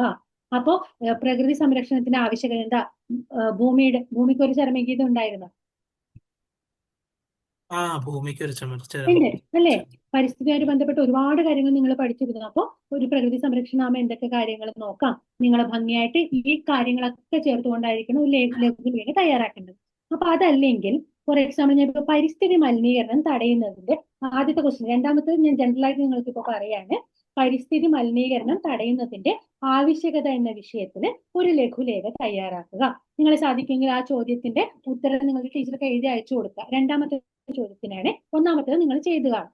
ഒരു എല്ലാ പഠന കേന്ദ്രത്തിലെ കുട്ടികൾക്കും നിങ്ങളുടെ അധ്യാപകർ ചിലപ്പോൾ ചോദ്യം തന്നിട്ടുണ്ടാവും. അപ്പൊ രണ്ടാമത്തെ ചോദ്യത്തിന് ഉത്തരം നിങ്ങൾ ഇത്രയും വ്യവഹാര രൂപത്തിൽ അത് മാത്രം ഒന്നുകിൽ എഴുതാൻ ശ്രമിക്കാം. എങ്ങനെയാണ്? പരിസര മലിനീകരണം തടയേണ്ടതിന്റെ ആവശ്യകത എന്ന വിഷയത്തിനെ കുറിച്ചിട്ട് ഒരു ലഘുലേഖ തയ്യാറാക്കുക. അപ്പൊ എന്തൊക്കെ കാര്യങ്ങൾ പോയിന്റ് ഞാൻ പറഞ്ഞുതരാം. പരിസര മലിനീകരണം എന്നതുകൊണ്ട് എന്താ നമ്മൾ ഉദ്ദേശിക്കുന്നതെന്ന് എഴുതണം അല്ലേ? നിങ്ങൾക്കറിയാം, ഇത് ഈസി ആയിട്ട്. പക്ഷെ പോയിന്റ് മാത്രം പറയുന്നു. പരിസര മലിനീകരണത്തിന് വ്യത്യസ്ത കാരണങ്ങൾ എന്തൊക്കെയാണ്? പലതരത്തിലുള്ള മലിനീകരണങ്ങളുണ്ട് അല്ലെ? വായു മലിനീകരണം, ശബ്ദ മലിനീകരണം, പിന്നെന്താ? വായു, ശബ്ദവും, പിന്നെന്താ? ജലമലിനീകരണം. പലതരത്തിലുള്ള മലിനീകരണങ്ങളുണ്ട്.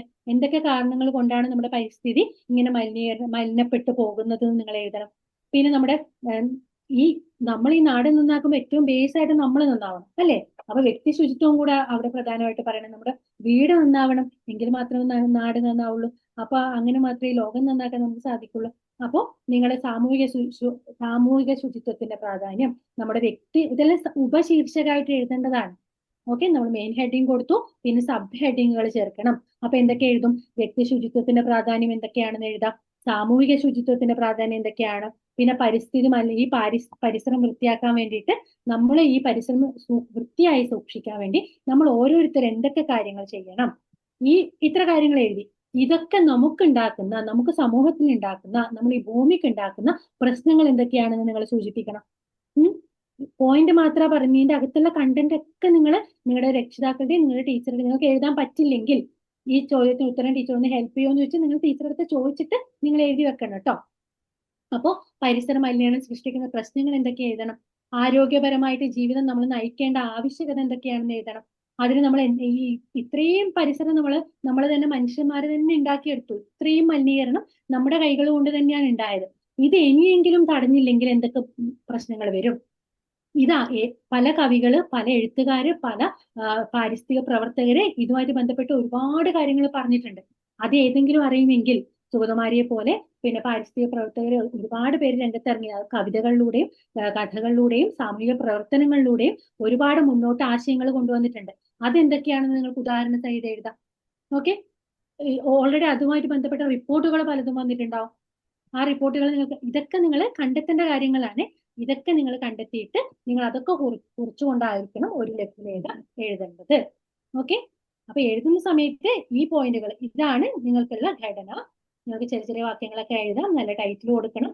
സബ് ഹെഡിങ് ആയിട്ട് കുറെ നിങ്ങൾക്ക് എന്തൊക്കെ പോയിന്റ്സ് ആണ് നോട്ട് ചെയ്യാൻ പറ്റുക അതൊക്കെ എഴുതണം. നിങ്ങൾ കണ്ടെത്തിയ അന്വേഷണങ്ങൾ, അതിലൂടെ നിങ്ങൾക്ക് എന്തൊക്കെ സന്ദേശങ്ങൾ നൽകാൻ പറ്റും, ആരാണ് പ്രധാനപ്പെട്ട ആളുകൾ നൽകിയിരിക്കുന്ന എന്തെങ്കിലും ഡാറ്റാസ് അല്ലെങ്കിൽ എന്തെങ്കിലും നല്ല കോഡ്സ് നിങ്ങൾക്ക് അറിയാമെങ്കിൽ അതൊക്കെ ചേർത്തുകൊണ്ടായിരിക്കണം നിങ്ങൾ ഒരു ലഘുലേഖ തയ്യാറാക്കേണ്ടത്. ഓൾറെഡി നമ്മുടെ സമയം കഴിയാറായി. അപ്പൊ ഒരു കാര്യം കൂടെ പറഞ്ഞിട്ട് ഞാൻ അവസാനിപ്പിക്കാം. ഇതാണ് ചോദ്യം. അടുത്ത ഒരു പ്രധാനപ്പെട്ട കാര്യം, നമ്മളിപ്പോ ഏകദേശം കുറച്ചധികം വ്യവഹാര രൂപങ്ങളിലൂടെ കടന്നുപോയി. അടുത്ത ഒരു എഡിറ്റോറിയൽ തയ്യാറാക്കുക എന്നുള്ള ഒരു ചോദ്യം കൂടെ കഴിഞ്ഞ വർഷങ്ങളിൽ വന്നിരുന്നു.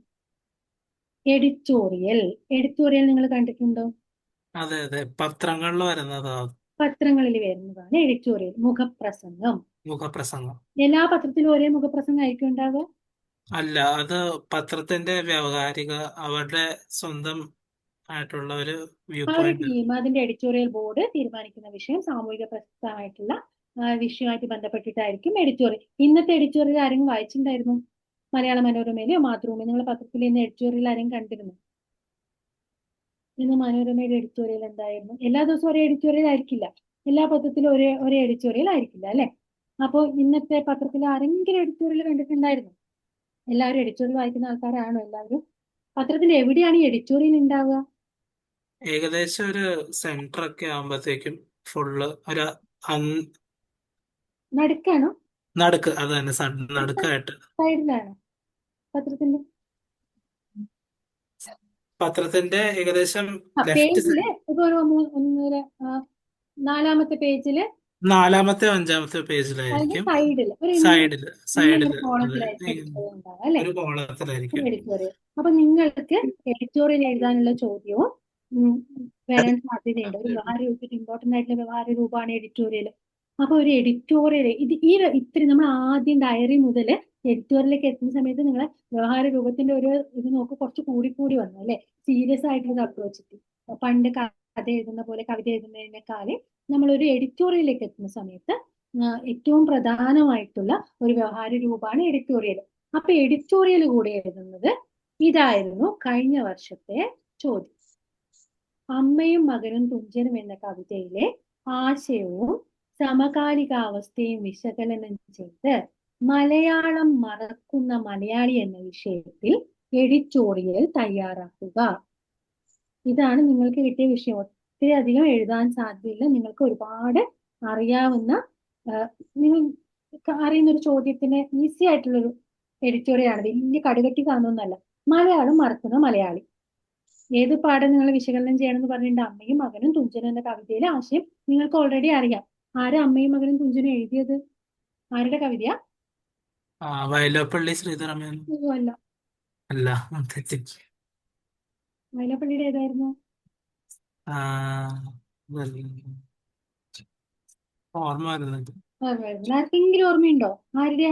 നമ്മുടെ ആദ്യത്തെ യൂണിറ്റിലെ അമ്മയും മകനും തുഞ്ചൻ ആരുടെ ആയിരുന്നു? NV കൃഷ്ണ. ലക്ഷ്മി പ്രിയ പറഞ്ഞിട്ടുണ്ട്. NV കൃഷ്ണവാര്യർ. NV കൃഷ്ണവാര്യരുടെ അമ്മയും മകനും തുഞ്ചനില് നേരത്തെ നമ്മൾ പറഞ്ഞു അല്ലേ?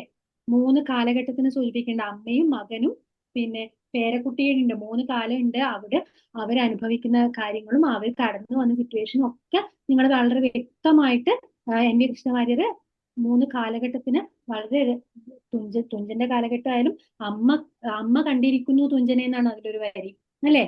മകൻ മറന്നും പോയി. പേരക്കുട്ടിക്ക് എന്താണ് തുഞ്ചൻ അറിയ പോലുമില്ല. അപ്പൊ നമ്മള് ഈ ഭാഷ പഠിക്കുന്നത് വെറുതെ അല്ല. ഭാഷ പഠിക്കുന്നത് വെറുതെ സംസാരിക്കാൻ മാത്രമല്ല, അതിന്റെ ആത്മാംശം അറിഞ്ഞ് അതിലൂടെ നമ്മൾ കടന്നു വന്ന നമ്മുടെ സാഹിത്യം കടന്നു വന്ന വഴിയായാലും നമ്മുടെ ഭാഷ വന്നതും നമ്മുടെ സംസ്കാരവും ഒക്കെ മറന്നു പോകുന്ന മലയാളിയെ കുറിച്ചിട്ട് നമ്മള് ക്വസ്റ്റ്യൻ എന്തായിരുന്നു? മലയാളം മറക്കുന്ന മലയാളിയാണ്. ആ വിഷയത്തെ കുറിച്ചിട്ടാണ് നമ്മൾ എഡിറ്റോറിയൽ എഴുതുക. അപ്പൊ ഒരു എഡിറ്റോറിയൽ എഴുതുന്ന സമയത്ത് എന്തൊക്കെ കാര്യമാണ് ശ്രദ്ധിക്കേണ്ടത്? നേരത്തെ പറഞ്ഞ പോലെ ഒരു ക്യാച്ചി ആയിട്ടുള്ള ഹെഡ്ലൈനിങ് ആയിരിക്കണം. ശ്രദ്ധേയമായ തലക്കെട്ട് വേണം. മലയാളം മറക്കുന്ന മലയാളി അല്ലെങ്കിൽ അങ്ങനെ തന്നെ വേണമെന്നില്ല. നിങ്ങൾക്ക് ഇഷ്ടമുള്ള ടൈറ്റിൽ എഴുതാം. ഇനി നിങ്ങൾക്ക് തീരെ കിട്ടുന്നില്ലെങ്കിൽ അത് തന്നെ എഴുതിക്കോളൂ. അപ്പൊ നമുക്ക് ആൾക്കാർ എല്ലാവർക്കും വ്യക്തമാവുന്ന തരത്തില് വളരെ അട്രാക്ട് ആയിട്ട് ആ വിഷയം കൃത്യമായിട്ട് ആളുകളിലേക്ക് മനസ്സിലാവുന്ന തരത്തിലായിരിക്കണം നമ്മൾ തലക്കെട്ട് കൊടുക്കേണ്ടത്. തന്നിരിക്കുന്ന വിഷയത്തിന്റെ പ്രസക്തി എന്താണ്, അത് ഒറ്റ ഖണ്ഡികയില് നിങ്ങൾ അത് വ്യക്തമായി എഴുതണം. ഇന്ന് മലയാളം മറക്കുന്ന മലയാളി എങ്ങനെയാണ് മറക്കുന്നത്, മലയാളത്തിന്റെ ആവശ്യകത എന്താണ്, നമ്മൾ മറന്നു പോകുന്ന നമ്മുടെ ഭാഷയുടെ പ്രസക്തി എന്താണ്. നമ്മുടെ മലയാളം മറന്നു എന്ന് പറഞ്ഞാൽ നമ്മുടെ അമ്മയെ മറക്കുന്നതിന് തുല്യമാണ്. അപ്പോൾ ആ ഭാഷ പഠിക്കുന്നതിന്റെയും ഭാഷയുടെ പ്രസക്തിയും, നമ്മളത് മറന്നുപോയാൽ നമ്മൾ മറക്കുന്ന നമ്മുടെ സംസ്കാരവും നമ്മുടെ മാതൃഭാഷ നമുക്ക് അറിഞ്ഞിരിക്കേണ്ട കാര്യം, ഇതൊക്കെ നിങ്ങൾ വ്യക്തമായിട്ട് വസ്തുതകൾ നിരത്തിക്കൊണ്ട് കൃത്യമായ എന്തൊക്കെ ഡാറ്റകളാണ് നിങ്ങൾക്ക് അറിയാവുന്നത്, എന്തെങ്കിലും പ്രധാനപ്പെട്ട വരികൾ ഉണ്ടെങ്കിൽ ഇപ്പോ അമ്മ മലയാളം എന്ന് പറഞ്ഞ കവിത, അതുപോലെ മധുസൂദൻ നായരുടെ കവിത, ONV-യുടെ കവിതകളൊക്കെ അതിൽ വരികൾ നിങ്ങൾക്ക് ഓർമ്മയുണ്ടെങ്കിൽ ആ കുറച്ച് വരികളൊക്കെ നിങ്ങൾ ഓൾറെഡി പഠിച്ചു വെക്കുക. ആ വരികളൊക്കെ ചേർത്തുകൊണ്ട് മുൻകാല സംഭവങ്ങൾ, ഇംഗ്ലീഷ് മാത്രം മലയാളം സംസാരിച്ചു കഴിഞ്ഞാൽ ഫൈൻ ഇടുന്ന സ്കൂളുകളുള്ള കാലമാണ്. അപ്പൊ അത് അങ്ങനത്തെ പ്രശ്നങ്ങളൊക്കെ പറഞ്ഞുകൊണ്ട് മലയാളം പഠിക്കേണ്ട ആവശ്യം, നമ്മുടെ മാതൃഭാഷ പഠിക്കേണ്ട ആവശ്യകതകളൊക്കെ പറഞ്ഞുകൊണ്ട് കൃത്യമായി നിങ്ങളുടെ നിലപാടുകളൊക്കെ പറഞ്ഞുകൊണ്ട് എഴുതേണ്ടതാണ് ഒരു എഡിറ്റോറിയൽ. അപ്പൊ ഇത് നമ്മുടെ പരീക്ഷയ്ക്ക് എഴുതാണ്. അപ്പോൾ പത്രത്തിനാണെങ്കിൽ പത്രത്തിന് കൃത്യമായിട്ടുള്ള അവരുടെ പോയിന്റ് ഒക്കെ ഉണ്ടാവും, അവരതനുസരിച്ചിട്ടായിരിക്കും എഴുതുക. അപ്പൊ നമ്മൾ കൃത്യമായ വസ്തുതകൾ എഴുതണം. അതുപോലെ നിങ്ങളുടെ വ്യക്തമായ നിലപാട്, ഇപ്പൊ എഴുത്തുകാരൻ അല്ലെങ്കിൽ ആ സ്ഥാപനത്തിനുള്ള വിഷയത്തിനുള്ള ഉറച്ച നിലപാട് വ്യക്തമാവും. അപ്പൊ നിങ്ങളുടെ നിലപാട് എന്താണോ അത് നിങ്ങൾ കൃത്യമായിട്ട് വ്യക്തമാക്കണം. പിന്നെ നിങ്ങൾക്കുള്ള സജഷൻസ്, അതിനുള്ള പരിഹാരങ്ങൾ, എന്തൊക്കെ ചെയ്യാം നമുക്ക് ഇതിനു വേണ്ടിയിട്ട് എന്നുള്ള കാര്യങ്ങൾ വേണം കൃത്യമായിട്ടും നമ്മുടെ മനസ്സിൽ, ആ എഡിറ്റോറിയൽ വായിക്കുന്ന വായനക്കാരന്റെ മനസ്സിൽ ഒരു പുനർചിന്തനം നടത്താൻ വേണ്ടിയിട്ട് ഉള്ള കാര്യങ്ങൾ കൂടെ ഉൾക്കൊള്ളിച്ചുകൊണ്ടായിരിക്കണം നിങ്ങൾ ഒരു എഡിറ്റോറിയൽ അവസാനിപ്പിക്കേണ്ടത്. അപ്പൊ ഇത്രയും കാര്യങ്ങൾ സ്റ്റെപ്പ് ബൈ സ്റ്റെപ്പ് എഴുതിയാൽ മാത്രമേ മികച്ചൊരു എഡിറ്റോറിയൽ ആവുള്ളൂ. അപ്പൊ നിങ്ങൾ അങ്ങനെ എഴുതുന്ന സമയത്ത് ഈ പോയിന്റുകളൊക്കെ നോട്ട് ചെയ്ത് വേണം ഒരു എഡിറ്റോറിയൽ തയ്യാറാക്കാൻ. കഴിഞ്ഞ വർഷം വന്ന ചോദ്യം ഇതായിരുന്നു. അപ്പൊ നിങ്ങൾ മലയാളം മറക്കുന്ന മലയാളി എന്നൊക്കെ പറയുമ്പോൾ എന്തൊക്കെ പോയിന്റ് എഴുതും? ഓരോരുത്തർ ഓരോ പോയിന്റ് പറയോ?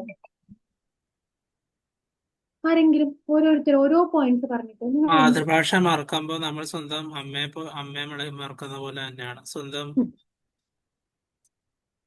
പിന്നെന്ത് അടുത്ത ആരെങ്കിലും പറയോ? ഇത് നിങ്ങൾ എല്ലാവരും കാണുന്നില്ല, മുഖം ആദ്യം കാണുന്നില്ല. ഞാൻ ഇങ്ങനെ വിളിക്കുന്നത് അധ്യാപകരാണോ എന്ന് എനിക്കറിയില്ല. അതുകൊണ്ടാണ്. നിങ്ങളെ കുട്ടികൾ ആരെങ്കിലും പറയോ മലയാളം മറക്കുന്ന മലയാളിയെ കുറിച്ചിട്ട് നിങ്ങൾക്ക് എന്തൊക്കെ പോയിന്റ് എഴുതാം? അനന്തകൃഷ്ണൻ പറയോ? മാതൃഭാഷയാണ് നമ്മൾ ആദ്യമായി പഠിക്കുന്ന ഭാഷ. അപ്പൊ അത് എന്തായാലും നമ്മൾ അറിഞ്ഞിരുന്നില്ലെങ്കിൽ ശരിക്കും പറഞ്ഞാൽ നമ്മൾ നമ്മളുടെ ആ ഒരു സഭ്യതയോട് കാണിക്കുന്ന ഒരു ചെറിയ തെറ്റാണ്. ശരിക്കും പറഞ്ഞാൽ ഒരു വലിയ തെറ്റാണ് അത് കാണിക്കുന്നത്. നമ്മുടെ ഭാഷയോട് കാണിക്കുന്ന അവഗണന അല്ലെ? അവഗണന. നമ്മുടെ സാംസ്കാരിക തകർച്ചയുടെ സാംസ്കാരിക തലത്തില് നമ്മള് താഴ്ന്നു പോവുകയാണ്. പിന്നെ അങ്ങനെയുള്ള സമയത്ത് അങ്ങനെയുള്ള ഒരു കാര്യം ഉണ്ടാകുമ്പോഴത്തേക്കും നമ്മള് സാംസ്കാരികമായിട്ട് മാത്രമല്ല, നമ്മള് മറ്റുള്ളവരുടെ മുമ്പിലും താഴുകയാണ് ശരിക്കും പറഞ്ഞാൽ. കാരണം നമ്മൾ നോക്കുമ്പോ ബാക്കിയുള്ള രാജ്യങ്ങളും അവരുടെ ഭാഷ കൊണ്ടു നടക്കുമ്പോ അവര് കൂടുതൽ നമ്മൾ സ്വന്തം ഭാഷയില് നമ്മൾ എന്തെങ്കിലും പഠിക്കുമ്പോൾ അത് കൂടുതൽ നമുക്ക് അകത്ത് ചെല്ലും, നമ്മുടെ അകത്ത് ഉള്ളിൽ കൊള്ളും. അല്ലെങ്കിൽ ചിലപ്പോൾ നമ്മൾ വേറെ ഏതെങ്കിലും പുറത്തത്തെ ഭാഷയോ വല്ലോ പഠിച്ചു കഴിഞ്ഞാൽ നിർബന്ധമില്ല നമുക്കത് എത്ര നന്നായിട്ട് മനസ്സിലാവണമെന്നോ. നമ്മുടെ കൾച്ചറൽ റിലവൻസ്, നമ്മുടെ അങ്ങനത്തെ രീതിയിൽ നമുക്ക് നല്ല ഒരു ബാക്ക്ഗ്രൗണ്ട് ഉണ്ടാവില്ല മെയിനായിട്ട്. പിന്നെ വേറെ ആരാ പറയാ? ടീച്ചറെ, പിന്നെ പ്രവാസി മലയാളികൾ ഇപ്പം സംസ്ഥാനത്തിന് പുറത്ത് ജീവിക്കുന്ന മലയാളികൾ എല്ലാവരും ആധുനികമായ ലോകത്തിലേക്ക് അവര് പ്രഗത്ഭരാകാൻ വേണ്ടി ലൈക്ക് ഇംഗ്ലീഷ് അല്ലെങ്കിൽ ഹിന്ദി എന്ന ഭാഷകൾ പഠിച്ചെടുക്കാൻ വേണ്ടി സ്വന്തം മാതൃഭാഷയായ മലയാളത്തിന് മറന്നു പോകുന്നു. പിന്നെ നമ്മളിപ്പോ ഈ മലയാള ഭാഷ നമ്മുടെ കേരളത്തിൽ 97% ആളുകളും നമ്മുടെ ഭാഷയാണ് സംസാരിക്കുന്നത്. പക്ഷെ ഇപ്പൊ മറ്റു രാജ്യങ്ങളിൽ, ഇപ്പം മോഹിത്ത് പറഞ്ഞതുപോലെ മറ്റ് രാജ്യങ്ങളിലും ഇപ്പൊ മലയാളം മിഷൻ വന്നതോടുകൂടി നമ്മൾ പലരും സ്വാഭാവിക ഭാഷയായിട്ട് മലയാളം സംസാരിക്കുന്നുണ്ട് അല്ലെ? അതൊരു നല്ല കാര്യം കൂടിയാണ്. നമ്മള് മലയാളം മറക്കുന്ന മലയാളി എന്ന് പറയുമ്പോൾ നമ്മള് ഇതിനുവേണ്ടി ഒരുപാട് കാര്യങ്ങൾ ചെയ്യുന്നുണ്ട്. പക്ഷെ അതിന് അപ്പോ പിന്നെ പോയിന്റ് നിങ്ങൾ തന്നെ പറഞ്ഞോളൂ. നേഹ പറയൂ. നേഹ എന്തെങ്കിലും ഒരു പോയിന്റ് നിങ്ങൾ എഴുതുന്ന എന്തെങ്കിലും ഓരോ പോയിന്റ് പറഞ്ഞു. മലയാളം മറക്കുമ്പോൾ നമ്മൾ മറന്നു പോകുന്നത് നമ്മളുടെ മൂല്യങ്ങളെയും കേരളത്തിന്റെ സംസ്കാരത്തെയും കൂടിയാണ്. അഭിമാനത്തോട് കൂടി കൊണ്ടു നടക്കേണ്ട നമ്മളുടെ ഒരുപാട് സംസ്കാരങ്ങളും മൂല്യങ്ങളും ഉണ്ട്. അത് മറക്കാതിരിക്കാൻ നമ്മൾ മലയാളത്തിനും അതിൻ്റെതായ പ്രസക്തി കൊടുക്കണം. മറ്റു ഭാഷകൾക്ക് കൊടുക്കുന്നതിനോടൊപ്പം തന്നെ നമ്മളുടെ മാതൃഭാഷ മറക്കാതിരിക്കാൻ നമ്മൾ ശ്രമിക്കണം. പിന്നെ പറഞ്ഞോളൂ ലിയോ. മലയാളികള് മറുനാട്ടിലേക്ക് പോകുമ്പോ അവര് മറ്റുള്ള ആൾക്കാരുടെ മുമ്പിൽ മലയാളം പറയാൻ നാണം തോന്നുന്ന ആൾക്കാര് ഉണ്ട്. നാണക്കേടായി തോന്നുന്ന ആൾക്കാരുണ്ട്. സ്വന്തം മാതൃഭാഷ നാണക്കേടായിട്ട് മലയാളം പറയില്ല, മറ്റു ഭാഷ മാത്രം സംസാരിക്കും അല്ലെ? അതെ. നമ്മുടെ മാതൃഭാഷ നമ്മുടെ വേരുകൾ അത്രയും ഇമ്പോർട്ടന്റ് ആണ്. നമ്മുടെ വേരുകൾ മാതൃഭാഷ അറിയില്ലെങ്കിൽ നമ്മുടെ വേരുകൾ മുറിച്ചു മാറ്റുന്നതിന് തുല്യമാണ്. അപ്പൊ നമ്മൾ നമ്മുടെ സ്വന്തം മാതൃഭാഷയെ അത്രയും എന്താ പറയണ്ടേ, ഈ ലിയോ പറഞ്ഞ പോലെ ഒരു നാണക്കേട് കൂടാണ്ട്, ഒരു ഇതില്ലാതെ, ഒരു നാണക്കേടും ഇല്ലാണ്ട് നമ്മൾ നമ്മുടെ മാതൃഭാഷയെ അത്രയും നെഞ്ചോട് ചേർത്ത് വേണം കൊണ്ടുപോകാൻ വേണ്ടിയിട്ട്. പിന്നെ ഇപ്പൊ മലയാളികള് ലോകത്തിന്റെ എല്ലാ കോണുകളിലും ഉണ്ട്. അതുകൊണ്ട് തന്നെ അവര് മലയാളം പഠിക്കാൻ ശ്രമിക്കുന്നുണ്ട്. പക്ഷെ നമ്മുടെ കേരളത്തില് മലയാളം സംസാരിക്കുന്നുണ്ടെങ്കിലും അവര് കൂടുതൽ ഇംഗ്ലീഷിന് പ്രിഫറൻസ് കൊടുക്കണം. മലയാളം ഒരു ഇതായിട്ട് പുച്ഛം പോലെയാണ് അവർ കാണുന്നത്. ഇംഗ്ലീഷ് അറിയാന്നുള്ള ഒരു ഇതിലാണ്. Very good. പിന്നെ പോയിന്റ്, ഏതെങ്കിലും വരികളൊക്കെ ഏതെങ്കിലും കവികളുടെയോ ആരുടെയെങ്കിലും വരികളൊക്കെ ഓർമ്മയുണ്ടോ? നമ്മൾ പഠിച്ച പാഠത്തിൽ തന്നെ ഏതെങ്കിലും?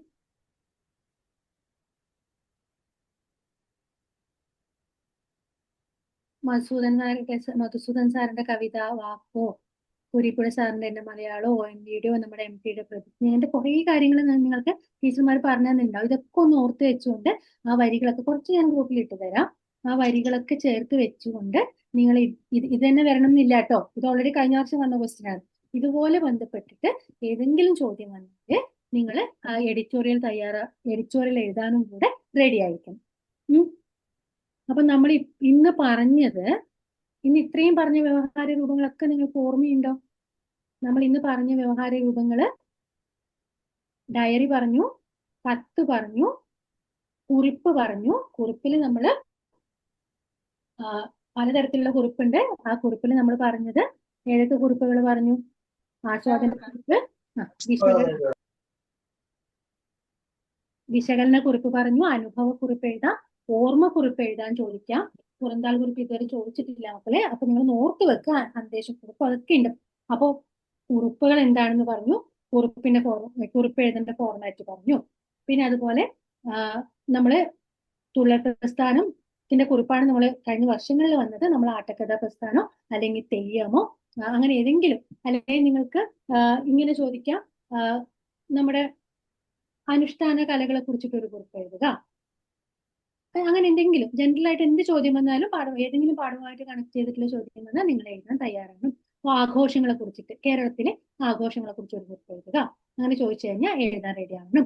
ആസ്വാദന കുറിപ്പ് ചോദിച്ചു കഴിഞ്ഞാല്, ഫോർ എക്സാമ്പിൾ ഇപ്പോ ആസ്വാദന കുറിപ്പ് ചോദിക്കുന്നു വിചാരിക്കുക. കറുത്ത ചെട്ടിച്ചികൾ എന്ന കവിതയ്ക്ക് ഒരു ആസ്വാദന കുറിപ്പ് എഴുതുക. അപ്പൊ നിങ്ങൾ എങ്ങനെ എഴുതും? അതും കൂടെ പറഞ്ഞിട്ട് നമുക്ക് അവസാനിപ്പിക്കാം. കറുത്ത ചെട്ടിച്ചികൾ എന്ന കവിതയ്ക്ക് ഒരു ആസ്വാദന കുറിപ്പ് എഴുതുക. ആസ്വാദന കുറിപ്പ് ഉറപ്പായിട്ടും ചോദിക്കും കേട്ടോ. അപ്പൊ ഒരുപാട് കവിതകൾ നിങ്ങൾ പഠിച്ചിട്ടുണ്ട്. അമ്മയും മകനും തുഞ്ചനും എന്നുള്ള കവിത. താരതമ്യ കുറിപ്പ് എഴുതാനും ചോദിച്ചിട്ടുണ്ടായിരുന്നു. ഏതാ? വിലങ്ങനിലും ഭൂമിക്കൊരു ചരമഗീതവും തമ്മിലുള്ള ഒരു താരതമ്യം. ഓക്കെ, അപ്പോ വിലങ്ങനിൽ നിന്നുള്ള കവിത ഓർമ്മയുണ്ടല്ലോ. ആ ഭൂമിക്കൊരു ചരമഗീതം, അത് കണക്ട് ചെയ്തിട്ട് കുറിപ്പ് എഴുതാൻ ചോദിക്കും. ഒരു കവിത വരി, ചിലപ്പോൾ 2 വരികൾ മാത്രം തന്നിട്ട് 4 വരി തന്നിട്ട് അതിന്റെ വിശകലന കുറിപ്പ് എഴുതാൻ ചോദിക്കും. ഞാൻ ഇപ്പൊ പറഞ്ഞത് കറുത്ത ചെട്ടിച്ചികളുടെ ആസ്വാദന കുറിപ്പ്. അപ്പൊ നിങ്ങൾ എന്ത് ചെയ്തു? നല്ലൊരു ടൈറ്റിൽ, കൃത്യമായിട്ട് ഈ പറഞ്ഞ പോലെ ടൈറ്റിൽ കൊടുക്കുക. കവിത ആരുടെ കവിതയാണ്, പിന്നെ കവിയുടെ പേരെഴുതുക, കൃതിയുടെ പേരെഴുതുക. ആ കവിതയിൽ എന്താണ്, ആദ്യത്തെ 2 വരിയിൽ കവിതയുടെ എന്താണ് കാതലായിട്ടുള്ള ആശയം എന്ന് പറയാം. ആ കവിതയിൽ നമുക്ക് പറഞ്ഞു തരുന്ന കാര്യങ്ങള്, പിന്നെ അതിന്റെ ഭാഷാ ശൈലി എങ്ങനെയാണ്, അതുപോലെ അതിൽ പ്രധാനപ്പെട്ട പ്രമേയം, പ്രധാനപ്പെട്ട വരികൾ എന്തൊക്കെയാണ്, സമാന കഥയോ കവിതയോ നിങ്ങൾക്ക് അറിയുമെങ്കിൽ അതിനെ കുറിച്ചിട്ടൊരു താരതമ്യം എഴുതുക. അതില് എഴുത്തുകാരൻ ഉപയോഗിച്ചിട്ടുള്ള ഭാഷാ ശൈലി, എന്തെങ്കിലും ഭാഗമായി ചിത്രം ഉണ്ടെങ്കിൽ അത് എഴുതുക. പ്രധാനപ്പെട്ട വരികൾ ഏതാണ്, നിങ്ങൾക്ക് ഇഷ്ടപ്പെട്ട വരികൾ ഏതാണെന്ന് എഴുതുക. നിങ്ങളുടെ വായനാനുഭവം അതിൽ പങ്കുവെക്കുക. എന്നിട്ട് മൊത്തത്തില് നിങ്ങൾക്ക് കവിത ഇഷ്ടമായത് എന്തൊക്കെ കൊണ്ടാണ് എഴുതാം. അങ്ങനെയാണെങ്കിൽ കറുത്ത ചെട്ടിച്ചകളുടെ ആസ്വാദനം എഴുതണമെന്ന് വിചാരിക്കാം. കറുത്ത ചെട്ടിച്ചകൾ എന്ന കവിതയെ കുറിച്ചിട്ട് ആസ്വാദനം എഴുതുക. അപ്പൊ എന്താ അത് എഴുതും? കറുത്ത ചെട്ടിച്ചകൾ എന്ന കവിതയ്ക്ക് ആസ്വാദന കുറിപ്പ്. ആരുടെ കവിതയാ കറുത്ത ചെട്ടിച്ചകള്? പെട്ടെന്ന് പറഞ്ഞു പോവാം. എടശ്ശേരി ഗോവിന്ദൻ നായർ. ഇടശ്ശേരി ഗോവിന്ദൻ നായരെ കുറിച്ചിട്ട് എന്തെങ്കിലും അറിയാമോളെ? ഇടശ്ശേരി ഗോവിന്ദൻ നായരല്ലേ? ഇടശ്ശേരി ഗോവിന്ദൻ നായരുടെ ഏറ്റവും പ്രശസ്തമായ കവിതകളിൽ ഒന്നാണ് കറുത്ത ചെട്ടിച്ചകൾ. അല്ലെങ്കിൽ ഇടശ്ശേരി ഗോവിന്ദൻ നായർ എന്താ പറയാ, ശക്തിയുടെ കവി, മണ്ണിനെ അറിയുന്ന കവി എന്നൊക്കെയാണ് അദ്ദേഹത്തിന് അറിയപ്പെടുന്നത്.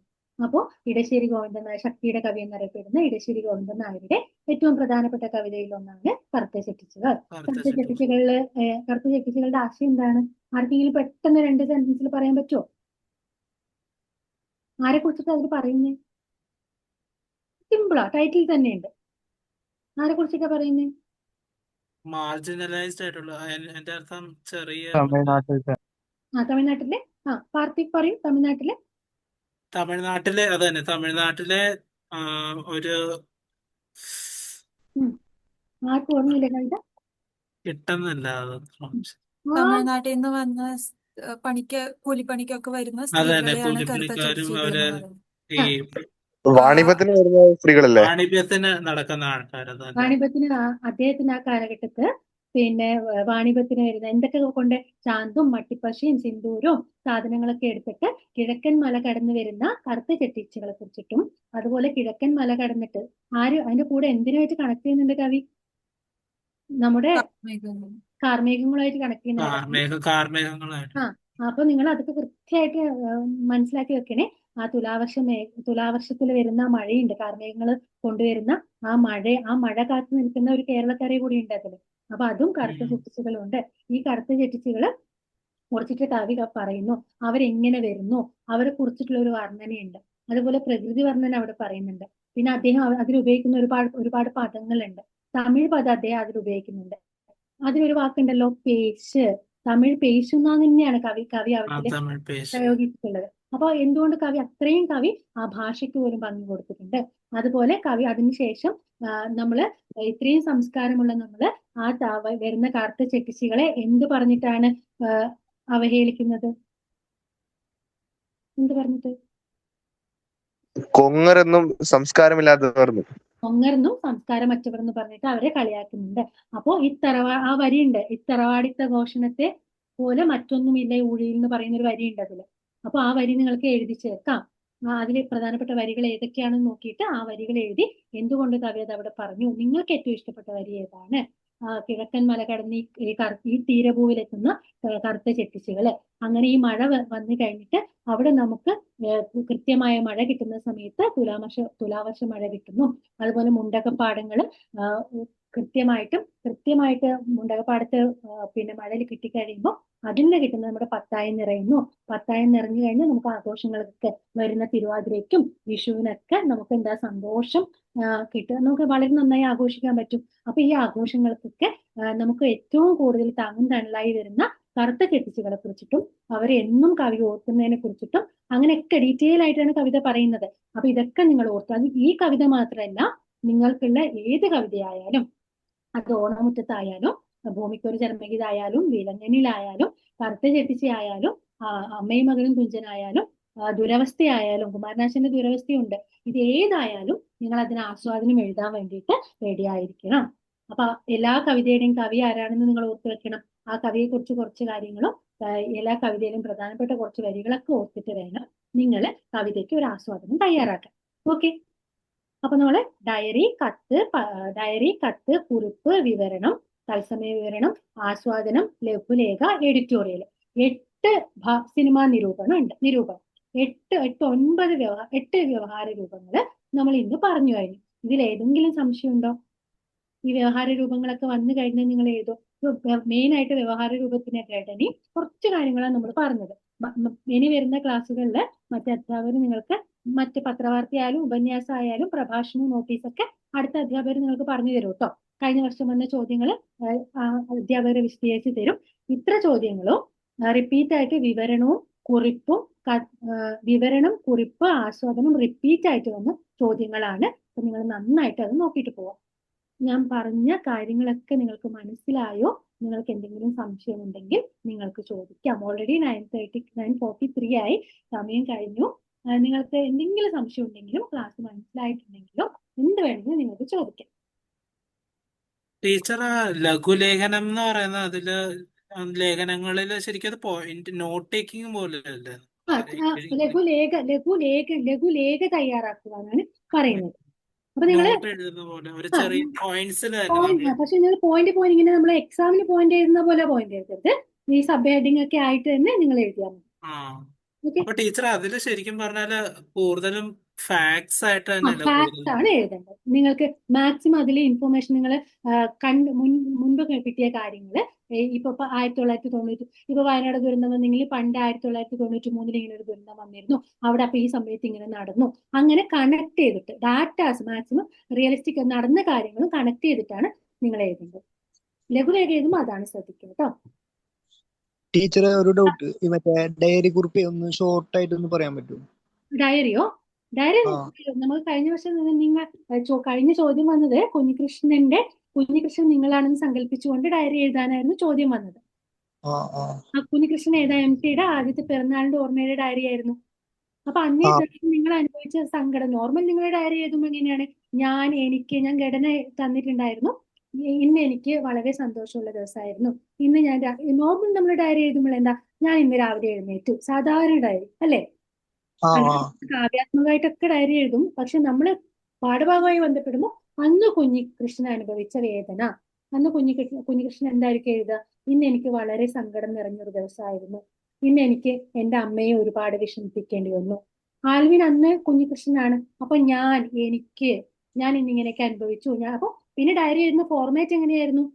നിങ്ങളെ മേലെ അന്നത്തെ ഡേറ്റ്, തീയതി, വർഷം. പൊതുവെ നിങ്ങൾ ഡയറി എഴുതുമ്പോൾ ഡയറിയിൽ വർഷം ഉണ്ടാവും. അന്നത്തെ ഡേറ്റ്, അന്നത്തെ തീയതി എഴുതും. പരീക്ഷയ്ക്ക് നമ്മൾ ഇമാജിനറി ആയിട്ട് ഒരു ഡേറ്റും തീയതി എഴുതും. എന്നിട്ട് അന്നത്തെ ദിവസത്തെ കാര്യങ്ങളൊക്കെ ഇന്ന് ഞാൻ ഇങ്ങനെ ചെയ്തു, ഇന്ന് ഞാൻ അങ്ങനെ ചെയ്തു, എനിക്ക് ഇത്തരം ദാമോദരന്റെ കൂടെ കളിക്കേണ്ടി വന്നു, അമ്മയ്ക്ക് അമ്മാവന്റെ കയ്യിൽ നിന്ന് വഴക്ക് കിട്ടി, ഞാൻ കാരണമാണല്ലോ വഴക്ക് കിട്ടിയത്, എനിക്ക് അതിൽ വളരെ സങ്കടമുണ്ട്, അങ്ങനെയൊക്കെ പറഞ്ഞ് പാഠഭാഗമായി കണക്ട് ചെയ്തിട്ട് എഴുതുക. ഫോർമാറ്റ് ഇതാണ്. വലതുവശത്ത് ഡേറ്റും തീയതിയും എഴുതുക. എന്നിട്ട് നോർമൽ നമ്മൾ ഡയറി എഴുതുന്ന പോലെ തന്നെ എഴുതിയാൽ മതി. നിങ്ങൾ രീതിയിൽ വളരെ ലളിതമായ ഭാഷയിൽ നിങ്ങൾക്ക് എഴുതാം. ശരി, ഓക്കെ. പിന്നെ എന്തെങ്കിലും ആർക്കെങ്കിലും സംശയം ഉണ്ടോ? മനസ്സിലായോ എന്ന് പറഞ്ഞതൊക്കെ? ഒരു തംസപ്പെങ്കിലും നിങ്ങൾ സംസാരിക്കാൻ പറ്റില്ലെങ്കിൽ നിങ്ങൾ ഒരു ഇത്ര വ്യവഹാര രൂപം നിങ്ങൾ ഓർക്കുക. നിങ്ങളുടെ സംശയം ഉണ്ടെങ്കിൽ നിങ്ങളുടെ ടീച്ചറെ അടുത്ത് ചോദിക്കാം. അല്ലെങ്കിൽ എന്തെങ്കിലും ഈ വ്യവഹാര രൂപങ്ങൾ ഏതെങ്കിലും ഒന്നിന്റെ ഫോർമാറ്റ് വേണമെങ്കിൽ ഗ്രൂപ്പിൽ ചോദിക്കുക, ഗ്രൂപ്പിൽ ഇട്ട് തരാം. ആർഷ ടീച്ചറെ? ടീച്ചറെ അങ്ങനെയാണെങ്കിൽ നമുക്ക് നിർത്താം. ആർക്കെങ്കിലും ടീച്ചറിന് ഇത്രയും മനോഹരമായിട്ട് ഇത്രയും ലളിതമായിട്ട് ക്ലാസ് എടുത്ത ടീച്ചറിന് ആർക്കെങ്കിലും ഒരു നന്ദി പറയാമോ? Thank you miss. ഓക്കെ, എനിക്ക് ഒത്തിരി നന്ദി. നിങ്ങൾ ആദ്യ അവസാനം വരെ എല്ലാവരും കൂടെ നിന്നതിന്, നിങ്ങളെ സംശയങ്ങൾ ചോദിച്ചതിന് പരമാവധി നിങ്ങളെ എൻ്റെ അടുത്ത് കോപ്പറേറ്റ് ചെയ്ത് അങ്ങോട്ടായിട്ട് സംസാരിച്ചു, സാധിക്കുന്ന കുട്ടികളൊക്കെ സംസാരിച്ചു. നിങ്ങൾ എല്ലാവരും മികച്ച രീതിയിൽ വളരെ നന്നായി പരീക്ഷ എഴുതട്ടെ എന്നും കൂടെ പ്രാർത്ഥിക്കുന്നു, ആശംസിക്കുന്നു. എല്ലാവർക്കും ശുഭരാത്രി. സംസാരിക്കേണ്ടവർ സംസാരിക്കാം കേട്ടോ. ആർക്കെങ്കിലും എന്തെങ്കിലും കൂടുതലായിട്ട് പറയാനുണ്ടോ?